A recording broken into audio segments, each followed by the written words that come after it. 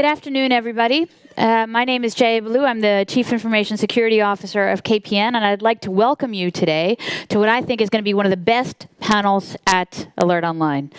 And we've got a very distinguished set of people who are going to talk to you today, but I'd like to start with a couple of issues that are here locally. First of all, there's coffee and tea available. Please make use of it. We got it for you. So there's coffee and tea available. Try to do that in a non-disruptive fashion as we're trying to live stream this entire session. The second thing that's available is we have a sheet where you can sign your name for proof of your CPE credits. So there are, see that green table over there? We've got your CPE, so make sure you fill that in if you want credits. We've also got a table with goodie bags, stickers, the reports, etc. On that other table. So those are all the things I need to tell you right away. If we go to the next slide, what I also want to let you know is that we're live streaming this entire event. So this entire event can be followed on YouTube. And if you want to tweet a question, or if people who are watching want to tweet a question or a comment or things that they completely disagree with, then you can do that by doing it with #AlertOnline. And then we'll take that question and we'll make sure that you get at least a semi-decent response. That's a joke. We'll give you a really good response. So with that, I'd like to actually welcome our first speaker, our keynote speaker for the day, who is Doerr. He's an assistant professor at TU Delft on network security and critical infrastructure protection, and he works for the cybersecurity group. I have to tell you, he had one of the best speeches at the NCSC 1 conference this year, and we're very happy to have him here. Christian? Thank you. Yeah. Great. Jaya, thank you very much for the introduction. So in the coming hour, I would like to give you an overview about cyber threat intelligence, and I would like to give you the story of what is currently possible in cyber threat intelligence, just a case, because there's a lot we can do today. And I would like to show you also how we can turn cyber threat intelligence into actually new defenses that are effective against today's threats. So, in my opinion, cyber defense really needs threat intelligence. Why do I need that? Because without really knowing what I'm up against, it is very difficult to defend. Because different actors will have different capabilities, they will have different interests. And without this intelligence and knowing what they can do and what they want to do, I cannot possibly defend myself. The big problem is that I believe as we as defenders are lacking really good actionable insights into this. And that makes it very hard. So what we do, we rely on reports that we get online from government authorities, from security firms, etc. And they can actually paint a very, very scary picture because we hear about script kiddies, about crackers, about organized crime, hacktivists, cyber terrorists, even nation-state actors who are after us. And that is indeed a very, very fearsome picture. But fundamentally, what can we now do this? I mean, we are under attack. What should we do? It is very difficult to turn this into some action that we can put into practice. Fundamentally speaking, threat intelligence boils down to 3 fundamental questions. Who is out there? And not just who is out there, but more specifically, who is after me? Because I'm not under threat by any type of actor, but only very select ones. The second one, what are their capabilities? Just because somebody has the capability doesn't mean they're going to act it against myself. And if they don't have a certain capability of doing certain attacks, there's no point in building a very, very high wall if nobody's going to penetrate that wall already at a much lower level. So it's just wasting resources. It's about resource allocation and making good choices. We need to make informed choices. And in order to make informed choice, we also have to understand what are their intentions. One actor, a hacktivist, might have a completely different intention than a script kiddie. So I need to understand what they would like to achieve and also what's there to gain by penetrating my organization. And using these insights, I can then make good choices where I want to allocate how much money. The interesting part is today we are mostly focusing around the idea of a compromise that we want to prevent. If we're looking at the kind of mitigation actions, we use virus scanners or intrusion prevention systems to focus around the event of a penetration. So I'm trying to avoid a virus infecting my computer. Once that actually has happened, I have other controls. Once I already have an attacker inside my network, I'm using network diodes to limit the kind of flow, vertical movement around my network that this attacker can do. Or I'm using honeypot to trace how somebody goes through my network and infects more and more resources. Or I'm trying to use tools to detect covert channels. But fundamentally speaking, this is, in my opinion, way too late already, because we are focusing around the stage where we already have an incident at hand. But if we think about this logically, before it actually happens that I have an infection on my systems, in my network, there is a whole lot of events that need to take place beforehand. Lockheed Martin calls this a cyber kill chain, because the attacker is going to first start from a reconnaissance phase and trying to understand what kind of resource, what kind of systems is this organization actually running. Based on this intelligence and understanding who is out there and who might be useful targets, they're going to make some weapon out of it. They're going to bundle some tool that they can use to remotely control something with an exploit, and then they're going to deliver it to me. But without ideas of what I'm actually running in my organization, weaponization doesn't make any sense. If I'm running an organization that is only using Linux desktops, a Windows virus is not going to be any helpful. So we already see that reconnaissance is a necessary precondition for the next phase. And once I have a weapon, I'm going to deliver it to certain people, using an email attachment, using a drive-by attack, using some infected websites, some bundle with some software that somebody is going to use. And only then afterwards, I'm going into the later stages that I'm currently doing defense. Now, the interesting thing is, for me as a defender, this means a lot, because I can stop this chain at any time and point. And if I stop it, the entire attack is broken. Thinking about the reverse, the attacker needs to complete the entire chain in order to be successful. So this greatly increases my odds now. So the compromise is at the end of the sequence of events, and what I should therefore do is I should move my detection and mitigation as early as possible into the chain and try to prevent it there. This has a number of advantages. If I can already learn during the reconnaissance phase that something is going to come up later on, I can improve my detection chances and avoid actually having an incident in the first place. I can also increase my chances by learning what kind of normal procedures this attacker would do, and I can learn something about their modus operandi, how they're actually going about their business, what kind of tools they're using. So this kind of threat intelligence gives me a good way of increasing my chance and increasing my defenses. And this kind of detection can be done at any type of phase in the chain. So for example, during reconnaissance, I can monitor my website and I can try to understand, is somebody systematically crawling my website? Are they looking for employee directories? What kind of keywords are they searching for? Do they have project acronyms? Are they targeting certain people in the R&D department? This gives me already some insight what might be up in a moment. During weaponization, I can understand what kind of vector are they using, what kind of tools are they relying on to build their cyber weapons. During delivery, I can ask myself, what kind of payload was delivered and how was it delivered? For example, as an email attachment using keywords that was grabbed from social media, so in order to increase the likelihood that this person clicks on it. Exploitation, what kind of vulnerabilities are used? Installation, if I'm taking apart the malware, are there common modules that are being reused? Are there file names that are in there? How is the malware structured? And then finally, if the malware is installed, how would it call out to the attacker? What kind of command and control infrastructure would it use? So if I'm stopping, say, something during the delivery phase, I can now move back and forth in this chain. And I can now say, given this email attachment, what would have had triggered on the PC? Where would have had called out to? What kind of module names do I find? And then knowing this, I can already, during the next attack, break the chain earlier on, because I can automatically scan emails for the same kind of traces. And I can do this before and after and combine this information together. Let me give you two examples for phishing emails. This is a pair of phishing emails I got recently. They are written in German, which is already curious that I'm getting a German written email and only in German to my .nl address. And they're trying in very bad wording to trigger me to click on a link because I'm apparently got a message on a social media site. Well, this is obviously bogus, but it's interesting because every day I'm getting a new email. Every day this attacker sits down and writes a new badly written email. If I'm taking this email apart and I'm just looking already at the headers of that email, I see that they're using the same kind of resources. They're using always the same domain registration service. They're always sending this using the same software stack, and they're not even bothered to change the user agent. And in order to see whether that email was delivered, they are inserting in a return path to get an automatic notification to their email service. And every day it is formatted in exactly the same way. If you peel layers and layers apart, you see that they always use the same kind of malware to do that kind of trick. So I can now conclude that it's most likely going to be the same actor who's just trying every single day new.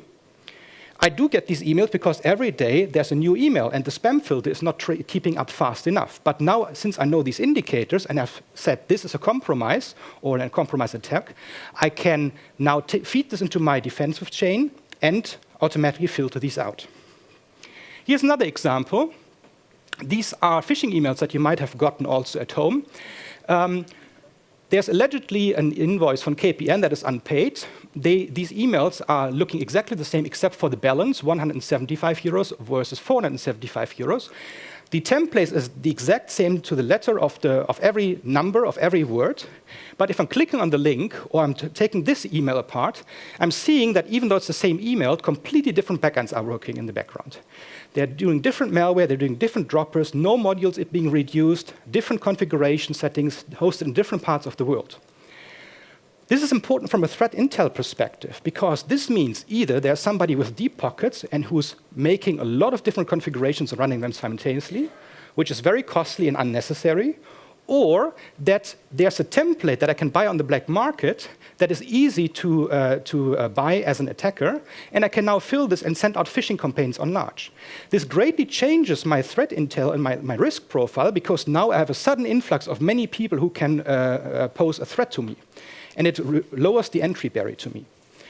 So, given that, I can now put all of this information together that I can gather during the different types of the chain, and I can put this together into campaign analysis. We have learned earlier, this was an email where there will be multiple tries of delivery, always using different types of templates, but the rest of the chain is completely identical. So most likely this will be the same actor. Versus on the other side, we see the same type of delivery, so that could be outsourced, but the rest is not shared at all. So this is either a very versatile adversary, which is unlikely, or most likely it's going to be more people that are trying the same kind of vector.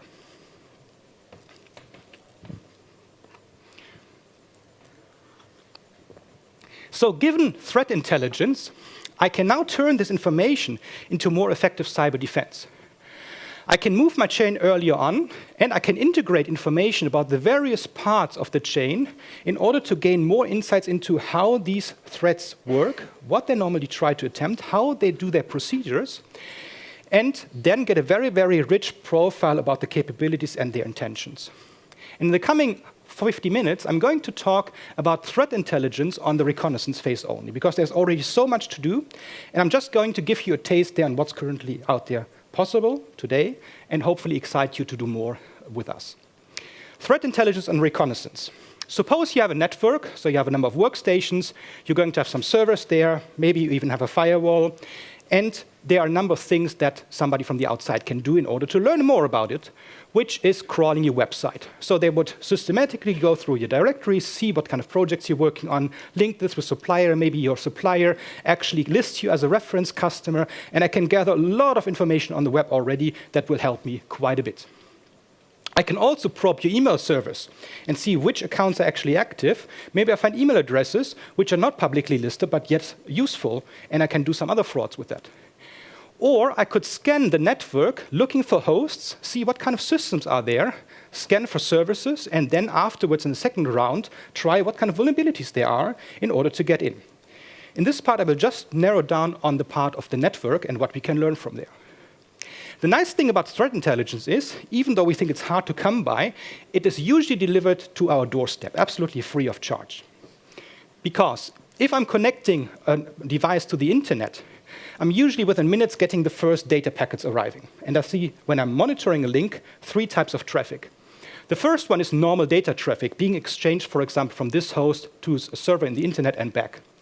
I also see scans and probes of somebody on the internet trying to probe what is currently live in the network. And this usually is a precursor against attacks that somebody later on will launch against me. But there's also another type of traffic I see, because if somebody would try to attack a third party, they're not going to use their own IP address. They use somebody else's IP address. Suppose they're going to use my IP address. That means that this kind of attack packet against the third party is going to be answered to an IP address that is directed towards me. So I also get the response to that.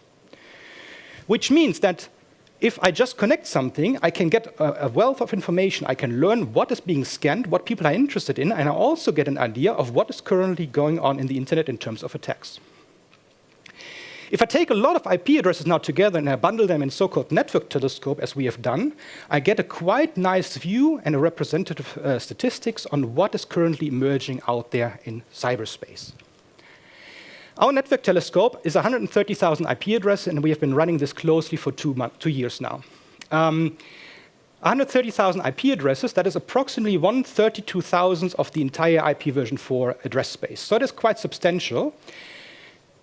But this is very powerful because it gives us a very, very precise view and a statistically significant view of what is currently out there and going on. We get about 15 gigabytes per day of scan and attack traffic. And if we say this is a representative sample, this means we have 500 terabytes per day of useless scan and backscatter traffic. That's already quite a bit. What is caught in this telescope? Since these are dark IP addresses, I'm not going to get any normal data because there's nothing connected to them. This immediately eliminates any privacy concern that I have in doing my research. What is left are scans and attacks against somebody else, and I can easily differentiate them. Because nothing is running, there will be no attacks against me. So I can nicely separate and say, what is going on in the scanner landscape and what's going on in the attack landscape. And these two parts I will going to show you today. We see about 68% TCP traffic, 7% TCP backscatter. So backscatter are the echoes of ongoing attacks. We see about 16% UDP traffic and 6% UDP backscatter. So these are about the traffic percentages that we also see on a normal backbone. Therefore, it's also very close to the actual ground truth. ICMP, you'd probably heard about ping. That's an ICMP utility. Well, that is very, very rarely used, but we use ICMP in other interesting ways in learning more about the services and how they fall over when they actually collapse. I'm going to show that in a moment. So I'm going to give you now a taste of threat intelligence that we can do and to learn more about what kind of attacks are ongoing and what kind of intentions the scanners have, how they work, and how they go about their business. So I already mentioned the term backscatter. Backscatter simply means that's the echo of an attack that's going on the internet. Why? If I'm attacking a service, I can do it in two fundamentally different ways. Me as an attacker over here, I would like to attack the victim. I can either do this directly or indirectly. If I would do it indirectly, I find a third party that is running an open service. Suppose that is a DNS service that is helpful in answering questions for everybody. I'm going to ask this service now a question claiming to actually be A. So I'm going to put the IP address A of the victim in there. So I'm sending a query to that service saying, I'm A, please answer me this. And they're going to give a response back, sending it obviously to A. This is called a reflective attack, and I'm trying to find services where I can send a very, very small query and get a very, very big answer back, an amplification factor. And there are millions of open unsecured services and servers out on the internet, which I can simply use. I can download these, or overnight I find millions myself. That's not a problem. They are usually targeted at saturating the bandwidth. So I have a 100 megabit connection, a 1 gigabit connection. I'm just flooding it with useless data so that I cannot get any data in and out. There's a second type that I can do. Instead of using this reflector, I can do a direct attack.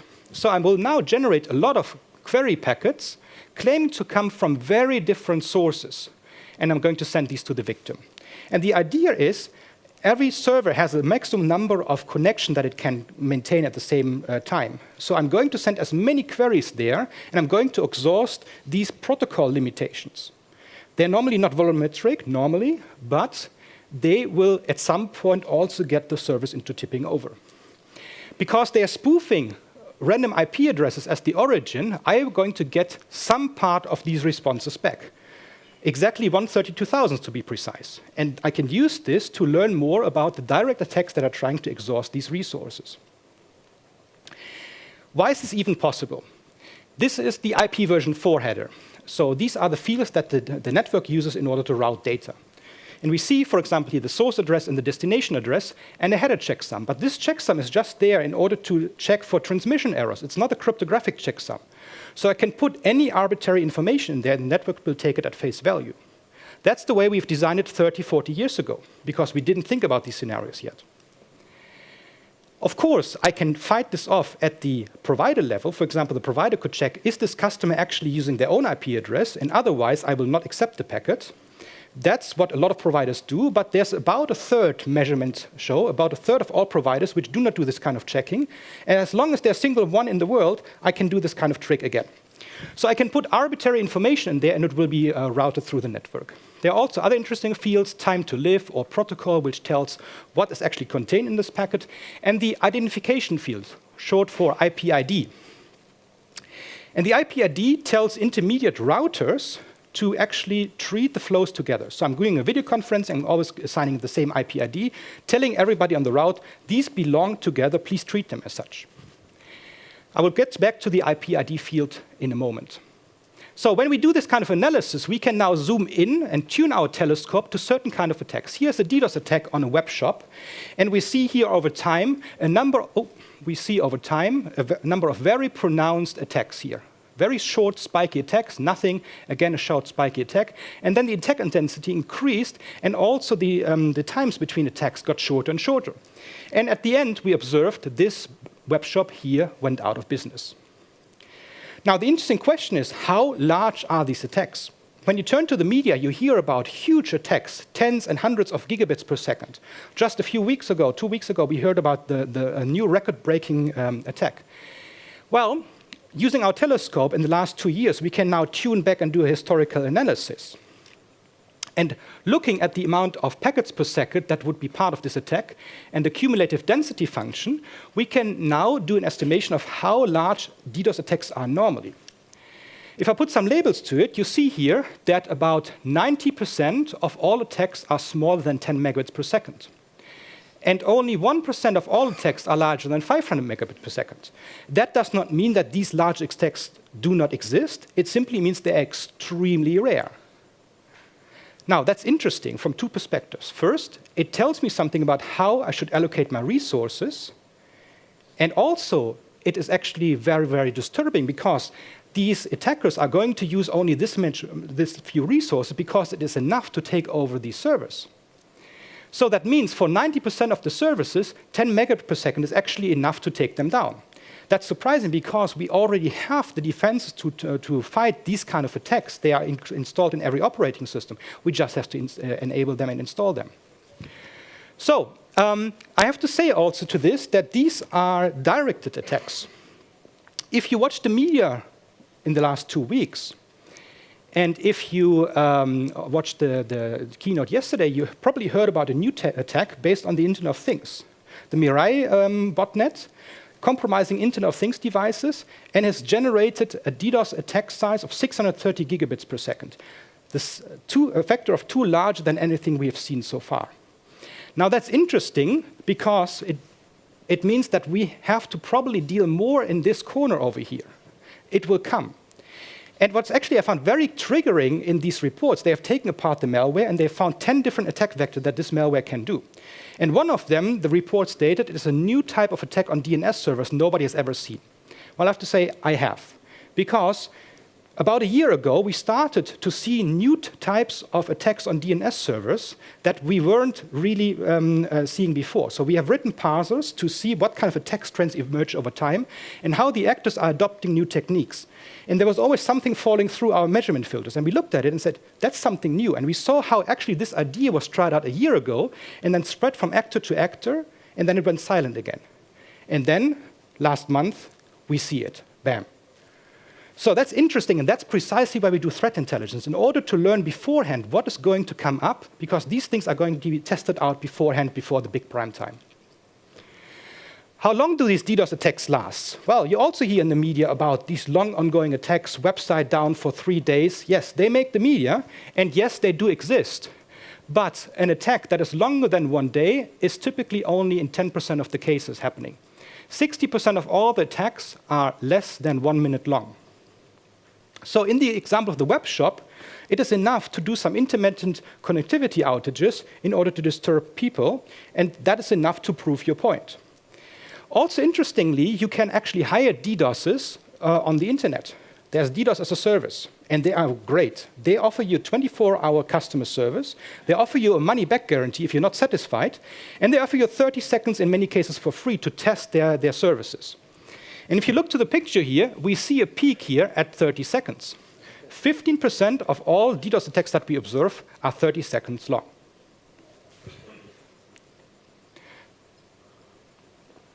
So what happens during such an attack?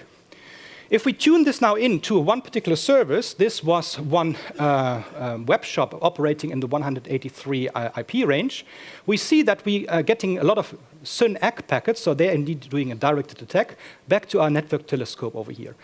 And we see that it actually responds quite happily until here in second 135, the web shop is down. And instead of getting responses back, we get ICMP destination unreachable messages from the network back. So the service is no longer there. For 11 seconds only, because after 11 seconds, the service finally recovers and then goes into limbo state of being there and sometimes not being there, sometimes not being there.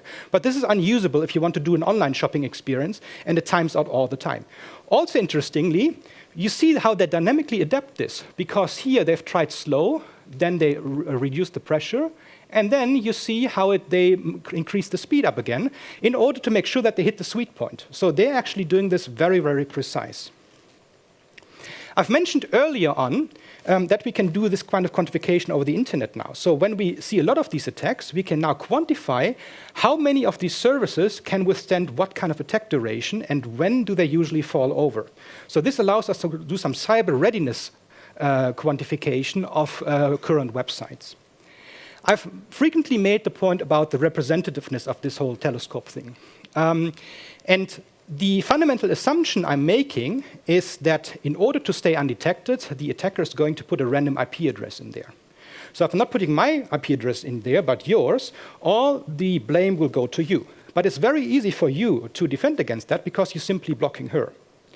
So I make it more difficult, and I'm going to pick 10 random people. So you're going to block these 10 random people.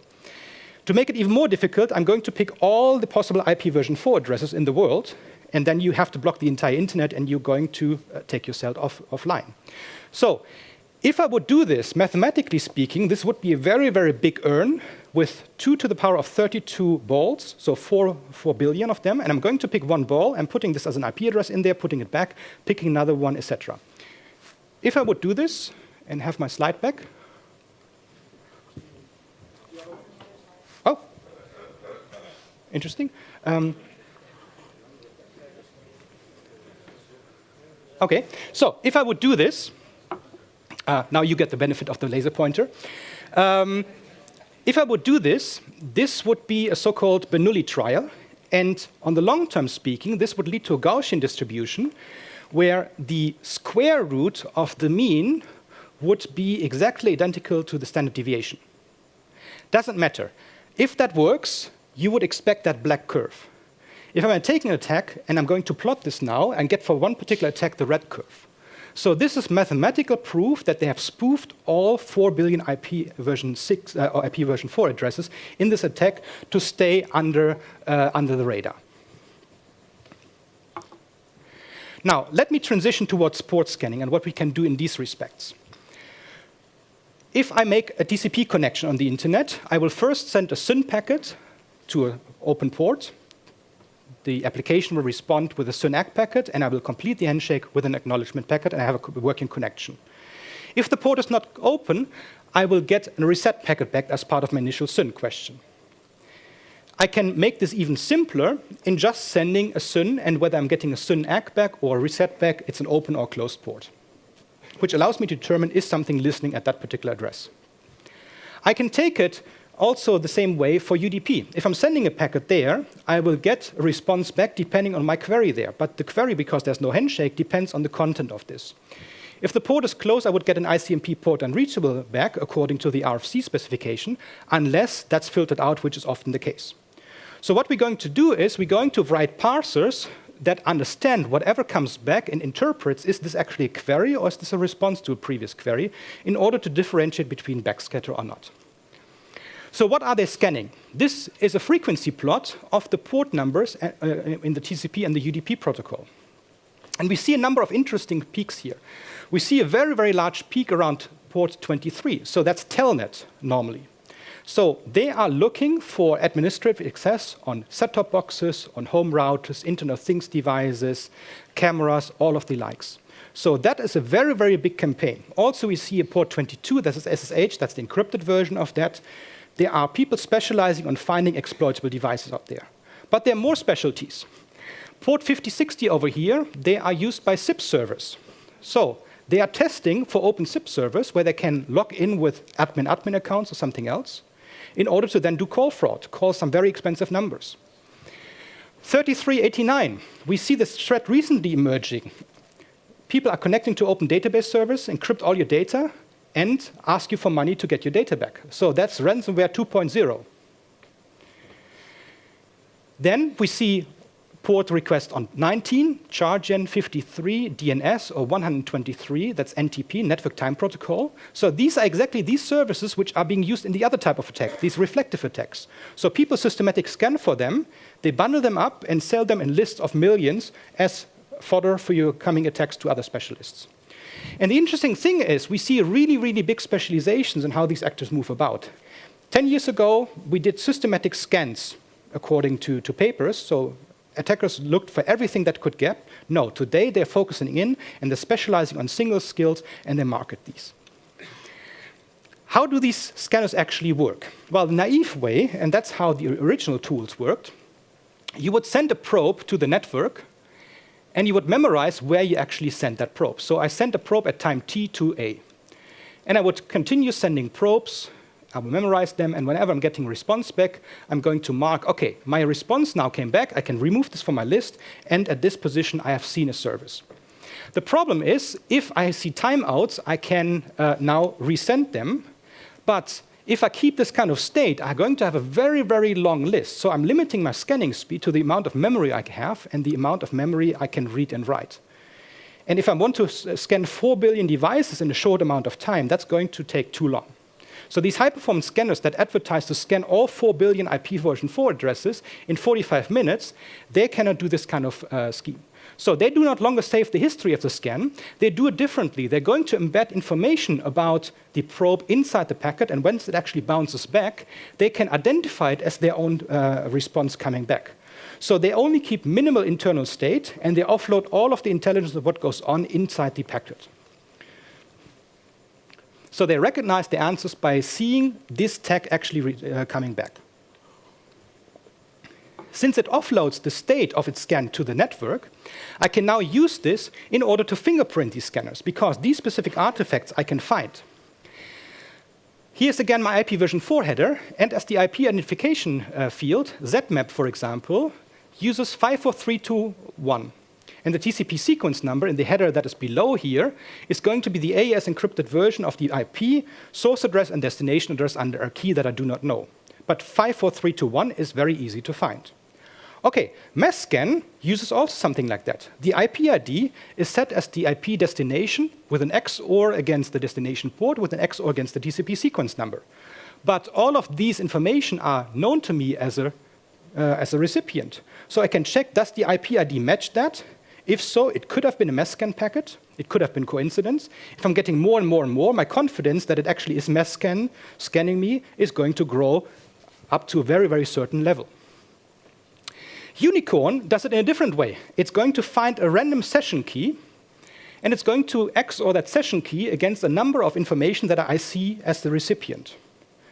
The session key is local to the machine. It's a random number. And now I can actually not figure out the random number yet, but mathematically speaking, this is a stream cipher. So given the second packet, I simply XOR the two TCP sequence number against each other. I get the session key out, and then I can test against the third packet, does this actually match out? And I have now identified Unicorn as a scanner that is going towards me.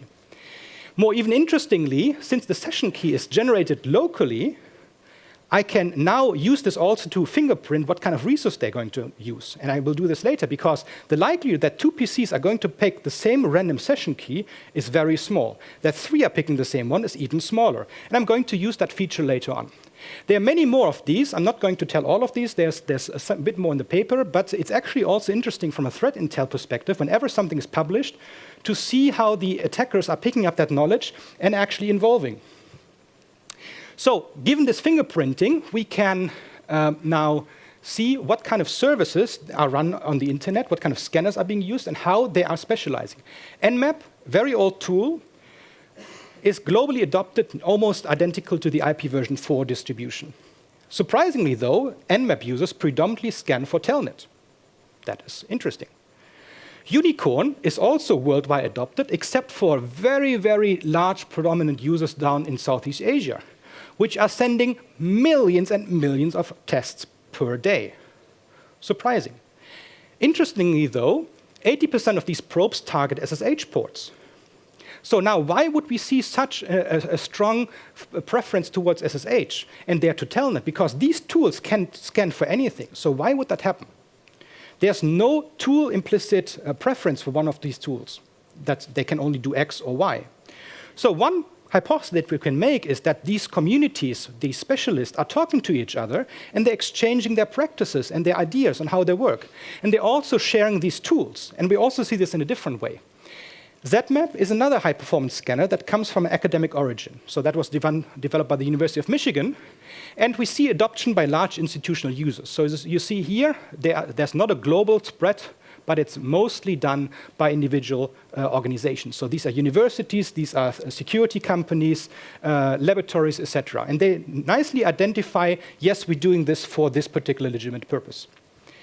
Interestingly, though, we see that some of these actors, and again, we have traced these to two groups in Southeast Asia, who are taking the official source code of ZMap, and they're doing slight modification to be sufficiently different from the regular version to stay under the radar, so the normal default rule doesn't help you, but still the behavior is the same. So they have understood, oh, somebody's looking for us in this way, and we now have to adapt this.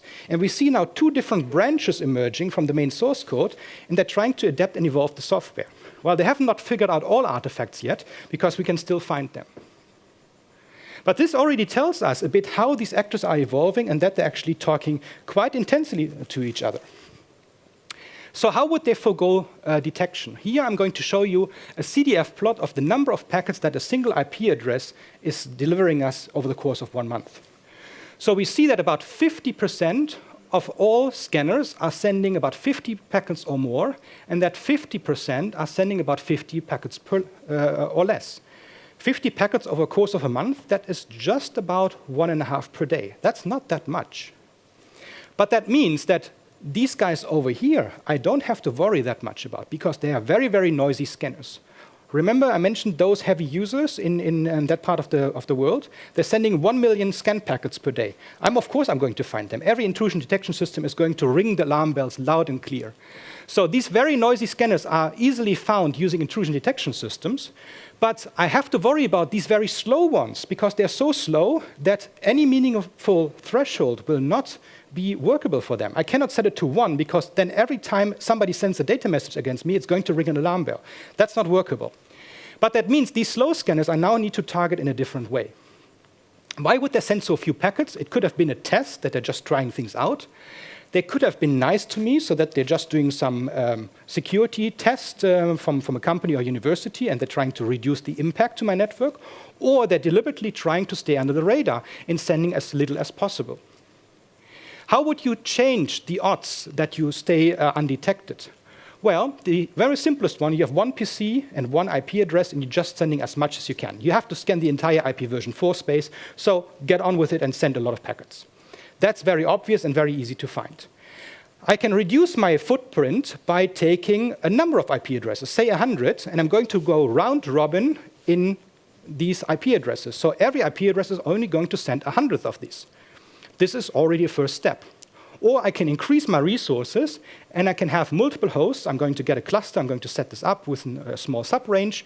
And all of these are uniformly then scanning the network. This is trivial to find, because that's what current intrusion detection systems are doing. If I'm not scanning per IP, but I'm scanning per subnet, autonomous system, network, whatever you choose, I can also aggregate and find these. So the next escalation level is to have multiple hosts multiple IPs and distribute them all over the world so that there's no relationship between these hosts anymore. And then it is very, very difficult to find and trace them back.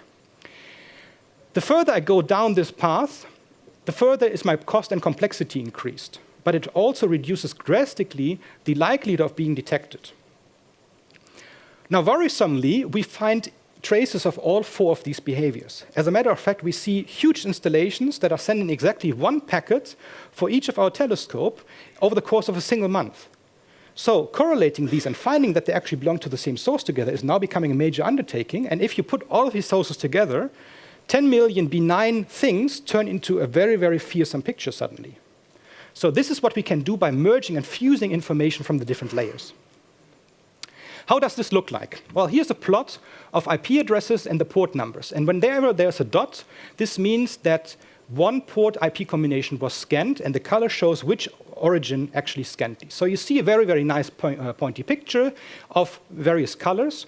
And this is actually the same PC using round-robin IP addresses. So they are at this level 2 of staying on the radar. Why do we know it's one PC? Well, it's going to be 10 IP addresses or 12 IP addresses. The likelihood that they all pick the random number, the same random number, is so small that we can discard this entirely. Next one is a cluster. Same figure, same kind of setup. IP addresses, port numbers, and we see they're very interested in finding port 22 and telnet installations. They even have more resources, but they're also specializing into finding open database services. And here they're looking casually for certain botnet installations that have installed backdoors on services. So we see actually this is a cluster belonging to an actor that is specializing on 4 different types of tasks. And then this is an installation that we have detected comprising of more than 9,700 hosts in 900 networks worldwide, spanning all 5 continents. And they are completely working together to do a systematic and coordinated scan of our IP range. We still try in the process of figuring out what precisely is going on there. But this might already pose the question, how would you potentially find such an attacker? How would you even coordinate this? Because that's a major distributed system, and there's a lot of knowledge required in order to do a control infrastructure like that. There are many ways how you can control such a system. I'm going to give you 2 examples on how that would look like in the data. I could make a coordinate system, so the classical centralized distributed system approach. I'm going to get a number of clients that are going to do the scanning for me, and I'm going to pick a master node that is saving all of the data, and that gives instructions now to these clients and say, you're going to scan this part, you're going to scan this part, you're going to scan this part. Call back to me once you're actually done, and if you're not responding, you probably switched off or you died, and then I'm going to give your chunk to somebody else. The other option would be, if I don't have the time or the resources to build a coordinated infrastructure where I can actually channel this through a centralized node and I do a distributed system, I can do a much simpler approach. Suppose I'm going to have 10 clients that are doing the scanning for me. I'm going to say, you're number 1, you're number 2, you're number 3, you're number 4, etc. And I'm going to give you an urn of 10 balls, and you're going to pick randomly from that. If you're going to draw your own number, so you're going to draw 1, you're going to scan that port. If you're drawing something else, you're not going to scan it. And the same procedure will be done by everybody for the same amount of IP addresses. So I do not require any coordination. You can all independently work, and afterwards, you contact me back. If I do these 2 schemes, what would I see? In this tight coordination, I would see a very, very nice pattern of perfect coverage on whatever they are interested in, and perfect coverage in their terms of weight that they have assigned to different port combinations, like I've shown you earlier on the lesser priority ports. In terms of loose coordination, I would see sometimes there's exactly 1 hit on an IP address, and sometimes there is going to be multiple hits. Sometimes there's even none. So that leads to an incomplete coverage. And we do see both of these things in practice. Let me show you some real data. To quantify this now, I can look at the amount of packets that I'm sending and the amount of information gain. So here I can say all of these 10 packets have actually generated me new information. So 10 packets give 10 new insights. Here the first one did, the second did, the third one didn't, the fourth one didn't, the fifth one did, and the sixth one didn't. So if I plot now the total amount of packets over the total information gain, a perfect execution where every packet leads new information would be among the 45-degree angle. So 10% of the packets, 10% new information, 20%, etc., etc. So the blue line is a real measurement example from a cluster that we deem cluster 1 for practical purposes that is executing a perfect duplicate-less coordination of a scan. So that is a strong indication of some really, really tight coordination, and the backend, they really know what goes on. Cluster 2 there is probably doing some probabilistic assignment, and you can actually figure out the values of the weights that they've assigned, and hopefully also some more about this.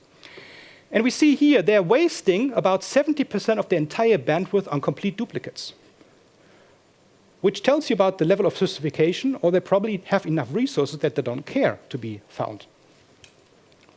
So I can now come up with an idea and a picture, a view of the threat landscape, and I can coordinate and cluster them in terms of coordination and sophistication, and as well as the distribution, what kind of systems they see. And we see an evolution from single PC, massive plain sight scans, towards using more and more resources and even more distribution towards staying under the radar. And we can actually also, over time, track this evolution of these attackers. Well, that's nice, but what are we going to do about this? Let me show you how we can turn this into actionable advice. Remember the slide earlier where I said high-performance scanners, they do not save the history, but they put something into the packets, and they only keep internal minimal state. ZMap uses a so-called generator in a multiplicative group modulo P. Well, that's a number theoretic concept. What that means, let me show you for the prime number 11 and the generator 2. Picking 2 as the seed of my operation, I'm going to hit all numbers exactly once before I'm returning to 2. If I would have picked 3 as another generator, I would have picked a different type of sequence before returning to 3, covering all of these numbers exactly once. Now, if I'm observing my telescope here, and I'm seeing 8, 10, and 9 as a hit, I now just have to brute force all of these 11 seeds, which would generate me exactly the sequence 8, 10, and 9. That's the idea behind it, except that we're not using 11, but we're using the first prime number larger than 2 to the power of 32, which is 2 to the power of 32 plus 15. And now we need to brute force over 4 billion keys. Here's again the plot I showed you earlier, now in a different fashion, which is the interarrival time as a CDF function. And we see here that there are these slow scanners here, and they have an interarrival time of probe packets on the order of 15 minutes or longer. And these are the ones I care about, because the fast ones I'm going to find during different methods. So I have to somehow get into a result within 15 or 30 minutes, so relatively timely. I'm going to do this now, and I'm going to observe in my network telescope whenever I'm seeing a probe coming from a certain IP address. And as soon as I have a number of IP addresses assembled, I'm going to batch them up, and I'm going to give them to a graphics card, because a graphics card is very useful in doing fast operations in parallel using a very simple algorithm. And I'm going to brute force all the keys until I find the seed, and this seed is the seed that this random number generator is using on the attacker side, and that is going to tell me exactly the next sequence of events that will happen. I can use this information now to block my next probes, so I will simply deny access to my network, or I can spin up a honeypot. You're looking for port 21? Well, let me give you some FTP server there. You have an interest in Telnet? Well, here's an Internet of Things device. Let me see what you're going to do with that. And I can then gather further threat intelligence and see what is actually the capabilities of this person and what they're trying to do. The interesting thing is this is very, very cost efficient and very, very fast. So these are the percent of stop attackers as a function of time. So I see that about 50% of all campaigns I'm going to stop within 5 minutes, or 11 minutes for very stealthy attackers that are deliberately going to be slow. After 18 minutes, I'm fully prepared and have brute force all keys that are relevant up to this point. Now I just have to wait for them to make the next chess move in order then to close the trap, because the data doesn't even come fast enough for me to do actions upon it. So I have a fully prepared state now, and I can do actions upon it and do some mitigation. And the interesting thing is we get this 15, 18-minute response time for 5,000 euros each. So if you're running an organization, that is relatively peanuts in the global scheme of things.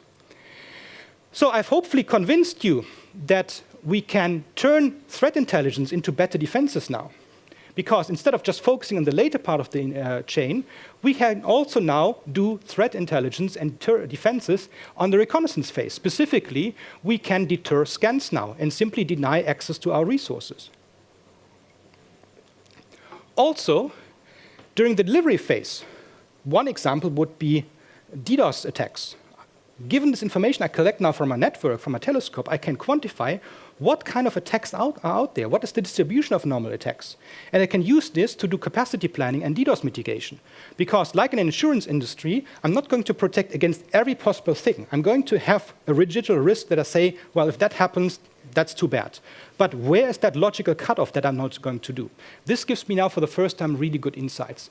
So I can actually move the adversarial detection very, very early on and implement similar mitigation techniques there. Now, there's a lot of threat intelligence out there. There's so much you can get, so much you can download, so much you can buy. It comes in different levels of complexities. So very simple ones are hashes of malware, file names, function names contained in these malware. At the next level, we have domain names. What are these malware actually connecting to? Then we see IP addresses, or what kind of DNS servers are they running? What kind of infrastructure are they relying on? What kind of systems are they going to use?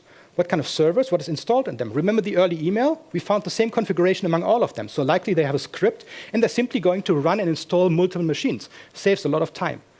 What kind of tools are they specializing? Are they using ZMAP, or are they more the unicorn types? What kind of exploitation tools are they relying on? And then finally, the TTPs. So what kind of practices do they have? Are they having a structured hierarchical organization? Are they Monday to Friday, 9 to 5? Or are they doing like more the weekend operation, 24-hour shifts?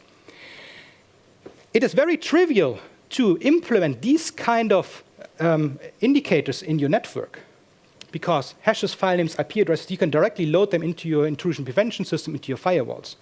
But the problem is, it is very easy also for the attacker to change these. If I'm writing malware, I can simply randomize my function names, and every time I recompile it, the file hashes are gone.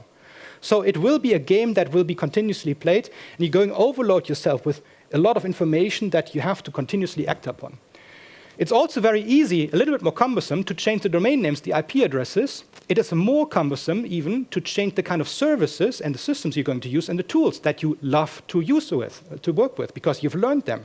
And the practices are even more difficult to change. So the higher you go in the hierarchy, it becomes more costly for the adversary to adapt. And that's the whole point. We want to make it as costly as possible for the attacker to attack us. And if I'm taking apart the chain and they have to start from zero again, I make the value proposition so unfortunate that I hope to get by without being attacked. But the higher I go, the more complex information this is also for myself, and therefore more processes and more information and more concepts I need to adapt in order to make use of the threat intelligence. But even though there's a lot of threat intelligence, every threat intelligence needs to be three major things. It needs to be actionable, because if threat intelligence is not actionable, it is not threat intelligence, it's just information. And information, there's plenty to have. So I need to understand, can I translate this information to something that I can use for my defensive purposes? If it's just information, this happens out there in the world, and I do not know how to adapt it to my own organization, I cannot use it. Second one, it needs to be relevant for me. Does it fit my risk profile in my organization? A medical company that does drug development and specializes on IP development over years has a completely different risk profile than the local law firm. So I cannot simply take risk and threat intel information and put it like in a cookie cutter fashion to my own organization. It needs to fit what we are doing and how it actually aligns. And then finally, it needs to be timely. It needs to come fast enough so that I actually can use it and put it into practice before something happens. So does it arrive soon enough to prepare myself? And more importantly, does it consistently arrive soon enough? If it only is there 9 times out of 10, well, then I already have a problem there.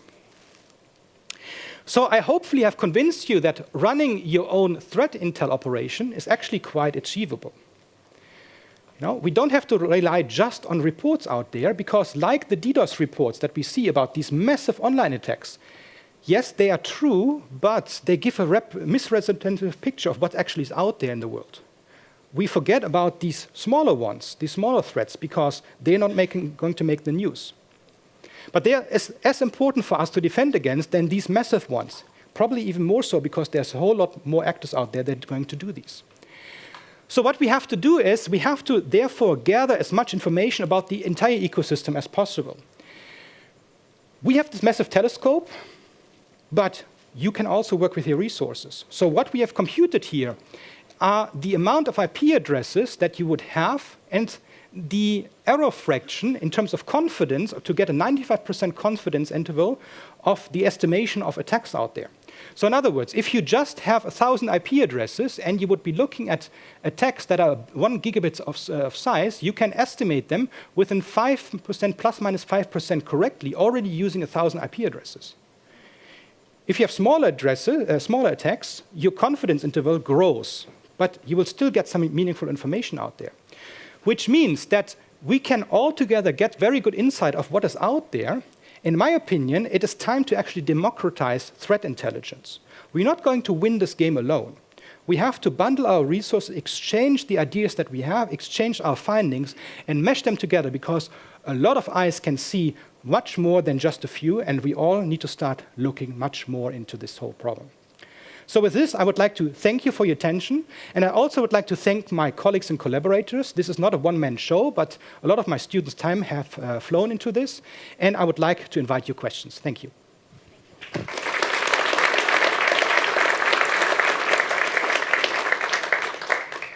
Questions in the room?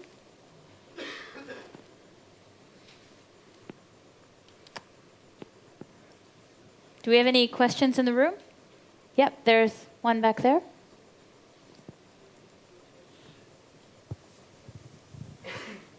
Does the same risk also apply for IPv6 addresses? That's an interesting question, IP version 6. So we haven't really looked at IP version 6 so far. Because in Europe, we don't have that much of an adoption footprint yet, universally. So I would say from a gut feeling, probably yes, because one of the major vulnerabilities we haven't really fixed in IP version 6. I would not be surprised, but I cannot give you a sure answer on that. Yep.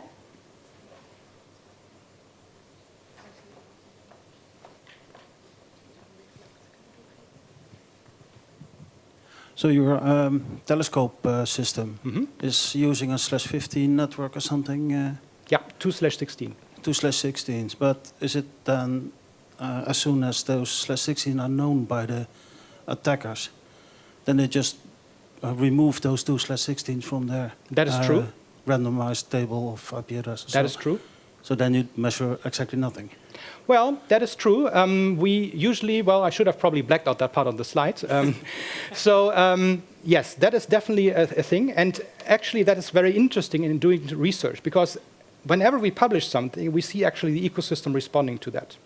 So of course, you can now start to blacklist our repository and our telescope. That will be an option. But we have collected 2 years of history already, and that will keep us busy for the next couple of months or years anyway, because it is one thing to understand what is currently developing, but it's another, probably even more important thing to understand how is the ecosystem evolving? How is this information coming between actors, and how are they changing ideas and sharing and adopting new technologies? Well, this data nobody can ever take from us, and we can do this post-tom analysis. But yes, this is a fundamental dilemma that you're going to have. We as defenders are going to share our insights with the world. So everybody can read this. So also the bad guys, they can act upon it and evolve. But this is a game we have to play, unfortunately. But so an improvement could be that you used your intrusion detection system, your passive taps on the network, to collect this data, I think. Yes, that's one option to do. However, you have to be careful, because then you're also getting privacy-related information in there. What we also do, aside from this one big network telescope, we are working with a number of partners who are deploying this in various parts of the world. And then we mesh this information together, because they're not going to attack certain parts of by say, a country, but if we put one in Singapore and one in Japan and one in the Netherlands and one in Italy, we can likely fuse this information together. And so again, this is this principle of the many eyes see a lot more, and you cannot at some point keep track of all the little telescopes that are out there in the world. So this is ultimately my goal, in not just having one single one that we've started off with, but actually democratize this kind of research and move it around the entire world. So then it's a lot more difficult to mitigate from the attacker side against our detection schemes. Yeah. Thank you. Actually, I have a question before we go on. Is it an idea to work together with the RIPE community or with the operator community that could actually help evolve in the same rate that attackers do to potentially blacklist. Yes, absolutely. So we have been already talking to a number of operators. We have been talking to a number of critical infrastructure stakeholders. And yes, there is a great opportunity for collaboration. And I think this is a game that we can only win together. So we have to pool our resources. And a lot of the threats we are seeing now, we can actually mitigate much earlier, much better the earlier we go into the attack chain. So if we see already a threat emerging in a certain region of the world, and we have working collaborations with these ISPs over there, we can already address the threat there. So yes, that will be a great thing, and that's something that we as a community should also move towards. Well, you can sign us up. We'll Good. be helping. So I'd like to thank Christian, everybody.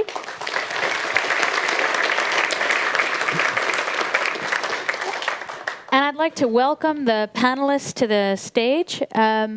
First, I'd like to welcome Jornt van der Wiel from Kaspersky Labs. He's a member of the GREAT team, which is the Global Research and Analysis team. Thanks, Jornt.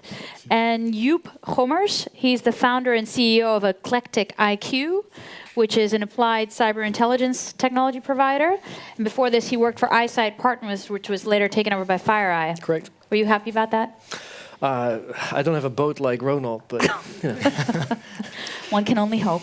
And then I'd like to include Matthijs van der Wel, who is an experienced IT professional. I know him from his forensic days back at Verizon and Fox IT, and he now works as the lead for PwC Advisory Services in the Netherlands, and he's also working on a very cool project together with Google around threat intelligence.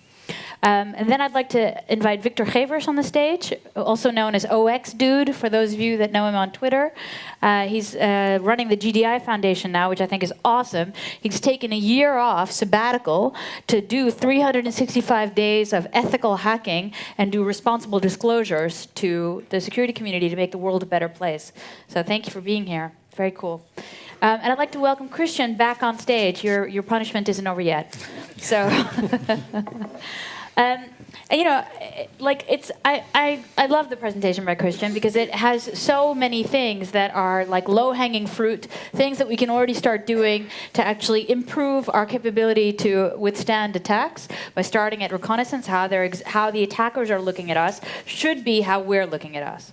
Yeah, but that being said, Matthijs, can you give, from your perspective and the work that you're doing now, a definition of what, for you, threat intel really is?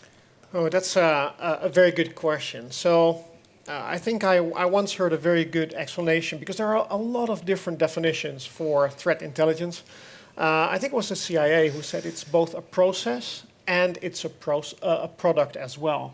And I think in your slide number 41, I was looking at the number where you listed what threat intelligence should be. So it should be, actionable, it should be in time, it should be relevant. I think it's that type of information that you're looking for that defines threat intelligence. And, before I continue, I also want to make everybody aware again, you can tweet your questions or comments on #AlertOnline on Twitter. So please do so, and then you get really the benefit of this great panel. So what do you mean, though, when it's a process? So go ahead, it's one thing to have a piece of paper with things on it. With a process, you mean it's a... Like as a company, when I do intelligence, I need people in a room doing things. Is that what the process side of that would mean? So I've been doing incident response for a long time, and what we used to do is we had a whiteboard, and then everybody would do their investigation. We would share things, and we would share things among investigators, which was typically on an email. And sometimes we had investigators who worked on one case, and then they worked on another case, and then I think I've seen this before. And that's the way we did threat intelligence, and now we're actually using a process to properly document what we find, so we can share this, and we can also turn this into something actionable that we can use instead of being completely dependent on the whiteboard and the memories of our great investigators. But what makes it intelligence? I mean, like this sounds like this process sounds like very much what happens in real life. But is that just an ad hoc? Oh, I discovered this, and if I'm lucky this time, I figured out something else. What makes it intelligence? I think if you in Christian's talk, there was this whole chain of things you can observe. But when you when you look inside an organization, there might be 15 teams of people and 60 individuals who are responsible for somehow protecting the organization against something. And I think any information they can use to do their job better, be it very operational, as Christian showed, like if you see this or if you observe this, you can block it, or very strategic, like I'm a risk manager, I'm building next 5 years budgets. All this knowledge about who is behind threats out there that are targeting you, how do they work, and how can you observe them, is going to be different for all those different stakeholders. So I think intelligence is whatever that human or that process inside the organization needs to protect themselves better at whatever abstraction level that might. And it's interesting you mentioned organization. Like how do we actually see an organization in terms of threat intel? When we talk about the low and slow type of scans that are happening from what Christian presented, I have to think immediately intelligence community. That's maybe wildly speculative, but that's what I think. So, Jornt, can I ask you, because we see that threat intel is not just part of a company, but also part of a government, what does that mean? Is threat intel the same when you're looking at it from a government perspective or a company perspective? No, it's completely different. Governments have different possibilities than private companies have. So, for example, if a law enforcement agency decides to do some investigation, they can wiretap the server, they can gain data from that. They can even seize the server and gain data from that. Depending on which country they're in, they can also access the server and get data from that. That is stuff we cannot do. On the other hand, private parties, and especially when you're an AV company, you have so much data that law enforcement agencies don't have. In general, they don't have very much information about telemetry. That is stuff we have. We also have a more variety of information. So, yeah, it's completely different. The process might be very similar, right? To the process by which you deduct things from information in order to create intelligence. I think inside at least our customer set looks very, very similar as some of the doctrine on the government side. The sources might be different, granted. But then is there a way to make this better for the information position of a company? Can we actually improve this? You mean working together with the government? Well, maybe, if that's what's required. What is really required to improve that information position? I think for one, it's the sharing aspect would be very important. I think there's already quite some things happening in the Netherlands I'm not sure if everybody's familiar with the Netherlands, we have ISACs or something similar where there's information exchange among members of certain sectors. And we're now slowly moving to operationalizing that with technologies to do that in real time. You can input something and on the other side, something pops up and you can use that information to kind of take in your own process. But again, that's voluntary. I mean, you got to hope and pray that someone else is sharing with you and then that you're capable enough to actually enrich that information with something intelligent. No, but it's even worse. Everybody's always talking about sharing information and that it is a good thing, but we have seen quite a few times that it is not always a good thing. Explain. Okay. Explain that, yeah. I can give you an example. One time we were working on an investigation together with the police, and there was one other private company that really wanted our information. We decided not to share because we were working on it exclusively. And they decided to publish prior to us, thus damaging the whole investigation. Sharing information in terms of that's not a good idea. Later, it was with another company. And we were working on another investigation with the police, and we said, okay, well, let's try different. This time, we share all the information that we have. So we did. There was a meeting at the police. We shared all the information we had. Other people, the idea was that other people shared information too, but there were only people to collect the information.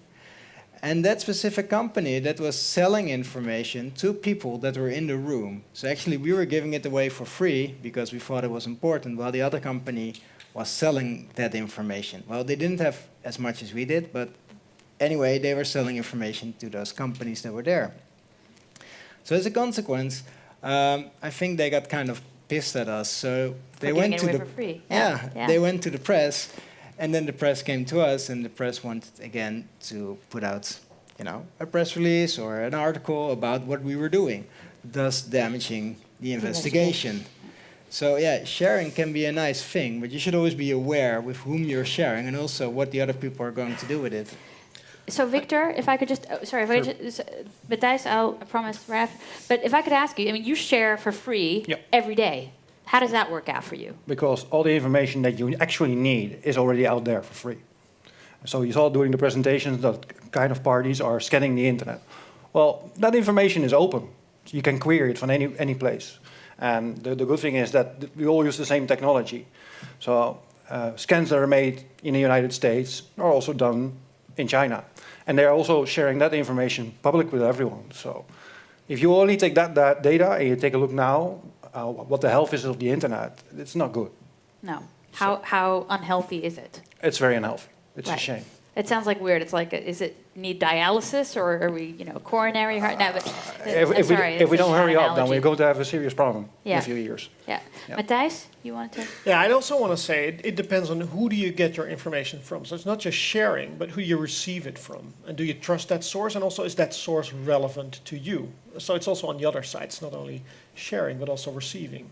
So it's really interesting. So I'm going to let you guys, whoever wants to respond to this one. So we have a question from Twitter. Do you think there are too many FIRST, ISAC, etc. groups where this kind of sharing happens in an organization? And they coined a new term because it's splintering the Intel community, the one called the Splintel. Nice. I know. Well, I think it comes back to the point Jornt just made, which is the reason there's so many. Well, for one, is because not everybody knows each other and not everybody has the same objectives. Therefore, they don't come together under the same kind of the common sense. But the other part is that small groups of people trust each other, and so I would actually do the reverse.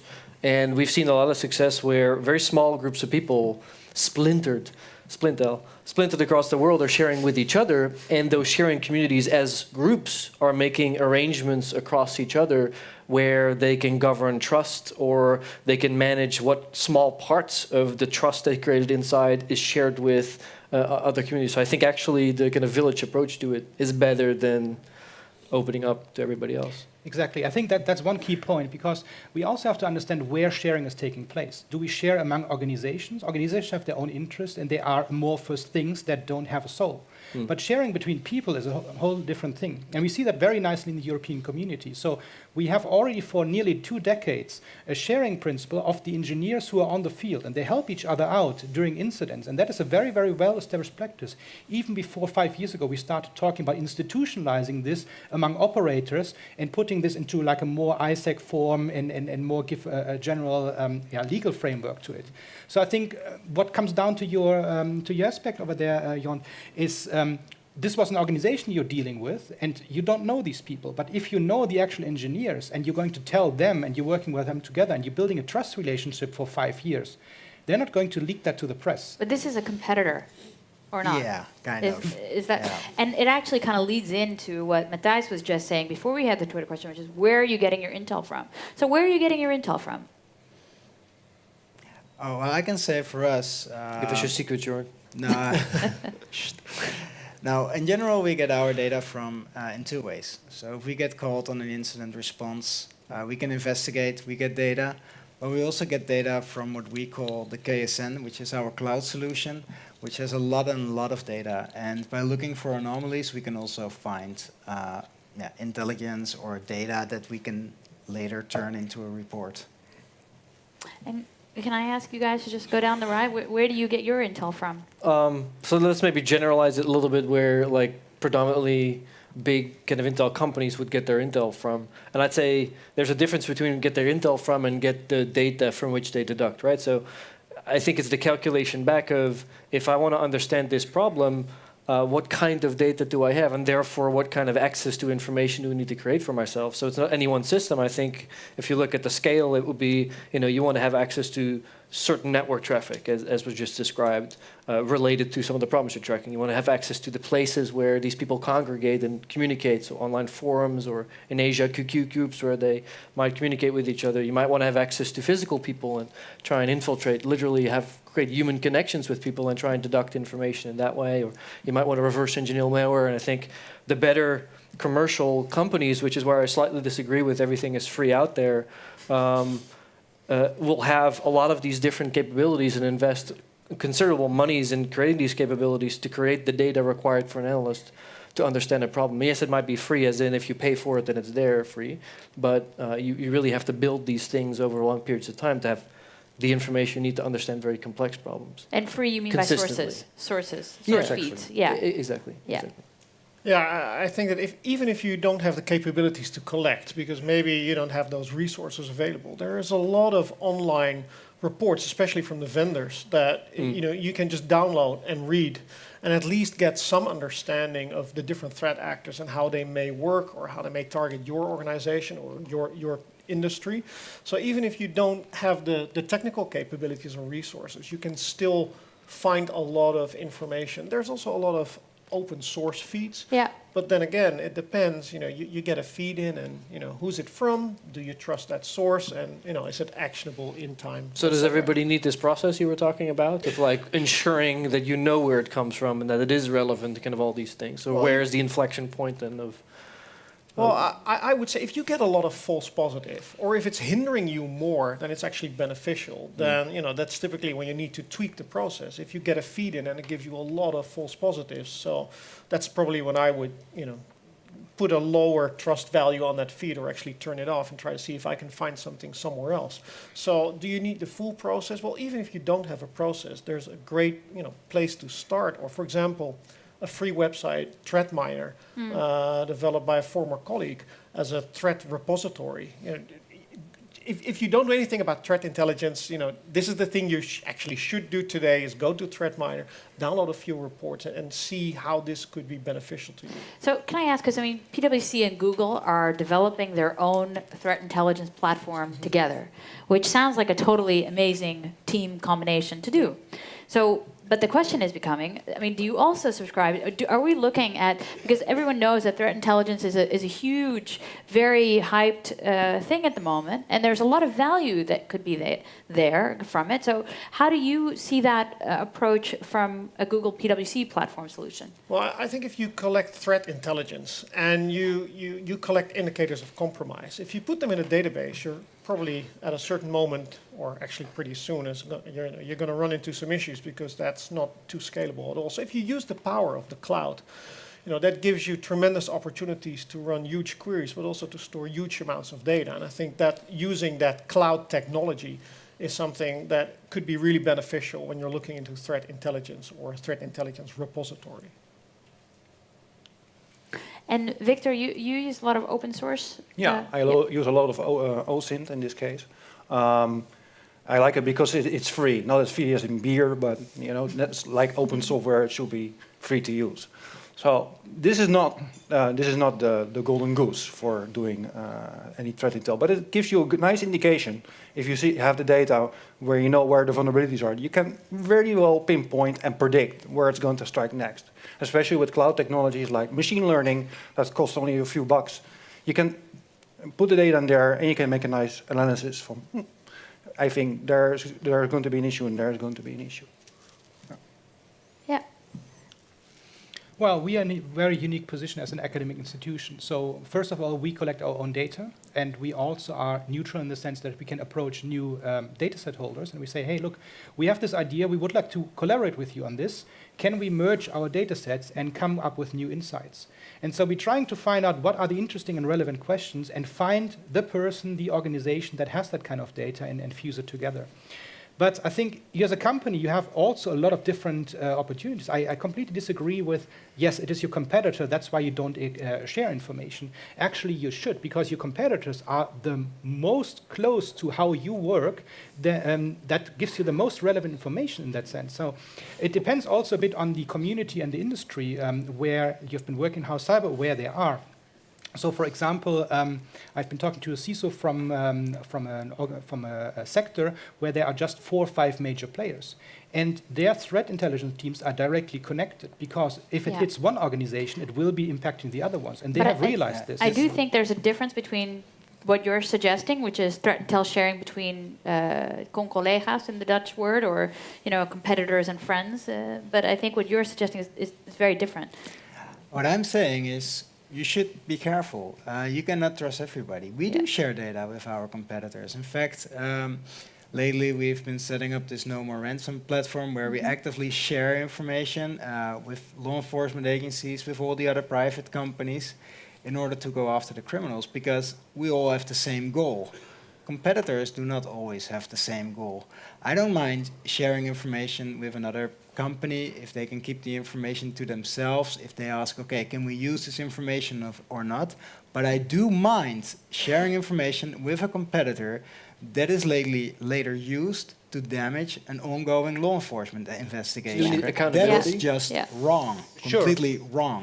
Sure, but I mean, I think that's a separate question. I think these incidents should be then dealt with on a one-by-one basis and make sure that we do not have a poisonous sharing environment, because this will harm you, us in general. So I think we need to build towards more sharing industry, but even if you don't talk to your competitor, if you read the newspaper even and understand what happened to organizations in your industry, what kind of attacks have been faced, how they were penetrated, it is very likely that you will see similar threats earlier on in your lifetime. So this is also free intelligence that you can gather, and actually that is really, really targeted towards your certain industry. Yeah. But I think to make it very clear, we need to have a couple of splits, if I can summarize. So we have to have a couple of splits between how we share information, whether it's person to person or organization to organization.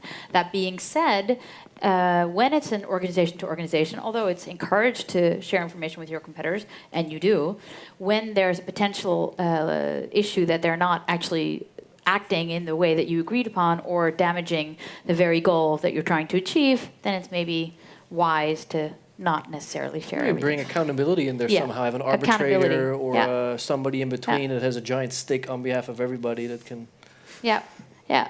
But when you're in the threat intel business, I think it's a very different goal that you're aspiring in terms of sharing. We have one more question from Twitter, and if there are questions in the audience, just raise your hand, and there's going to be a mic walking to you. We're going to get a mic over there. So the questions that are coming from Truly Secure on Twitter is, why are threats mostly announced with details before the patch is available? Why not wait with details until after the patch?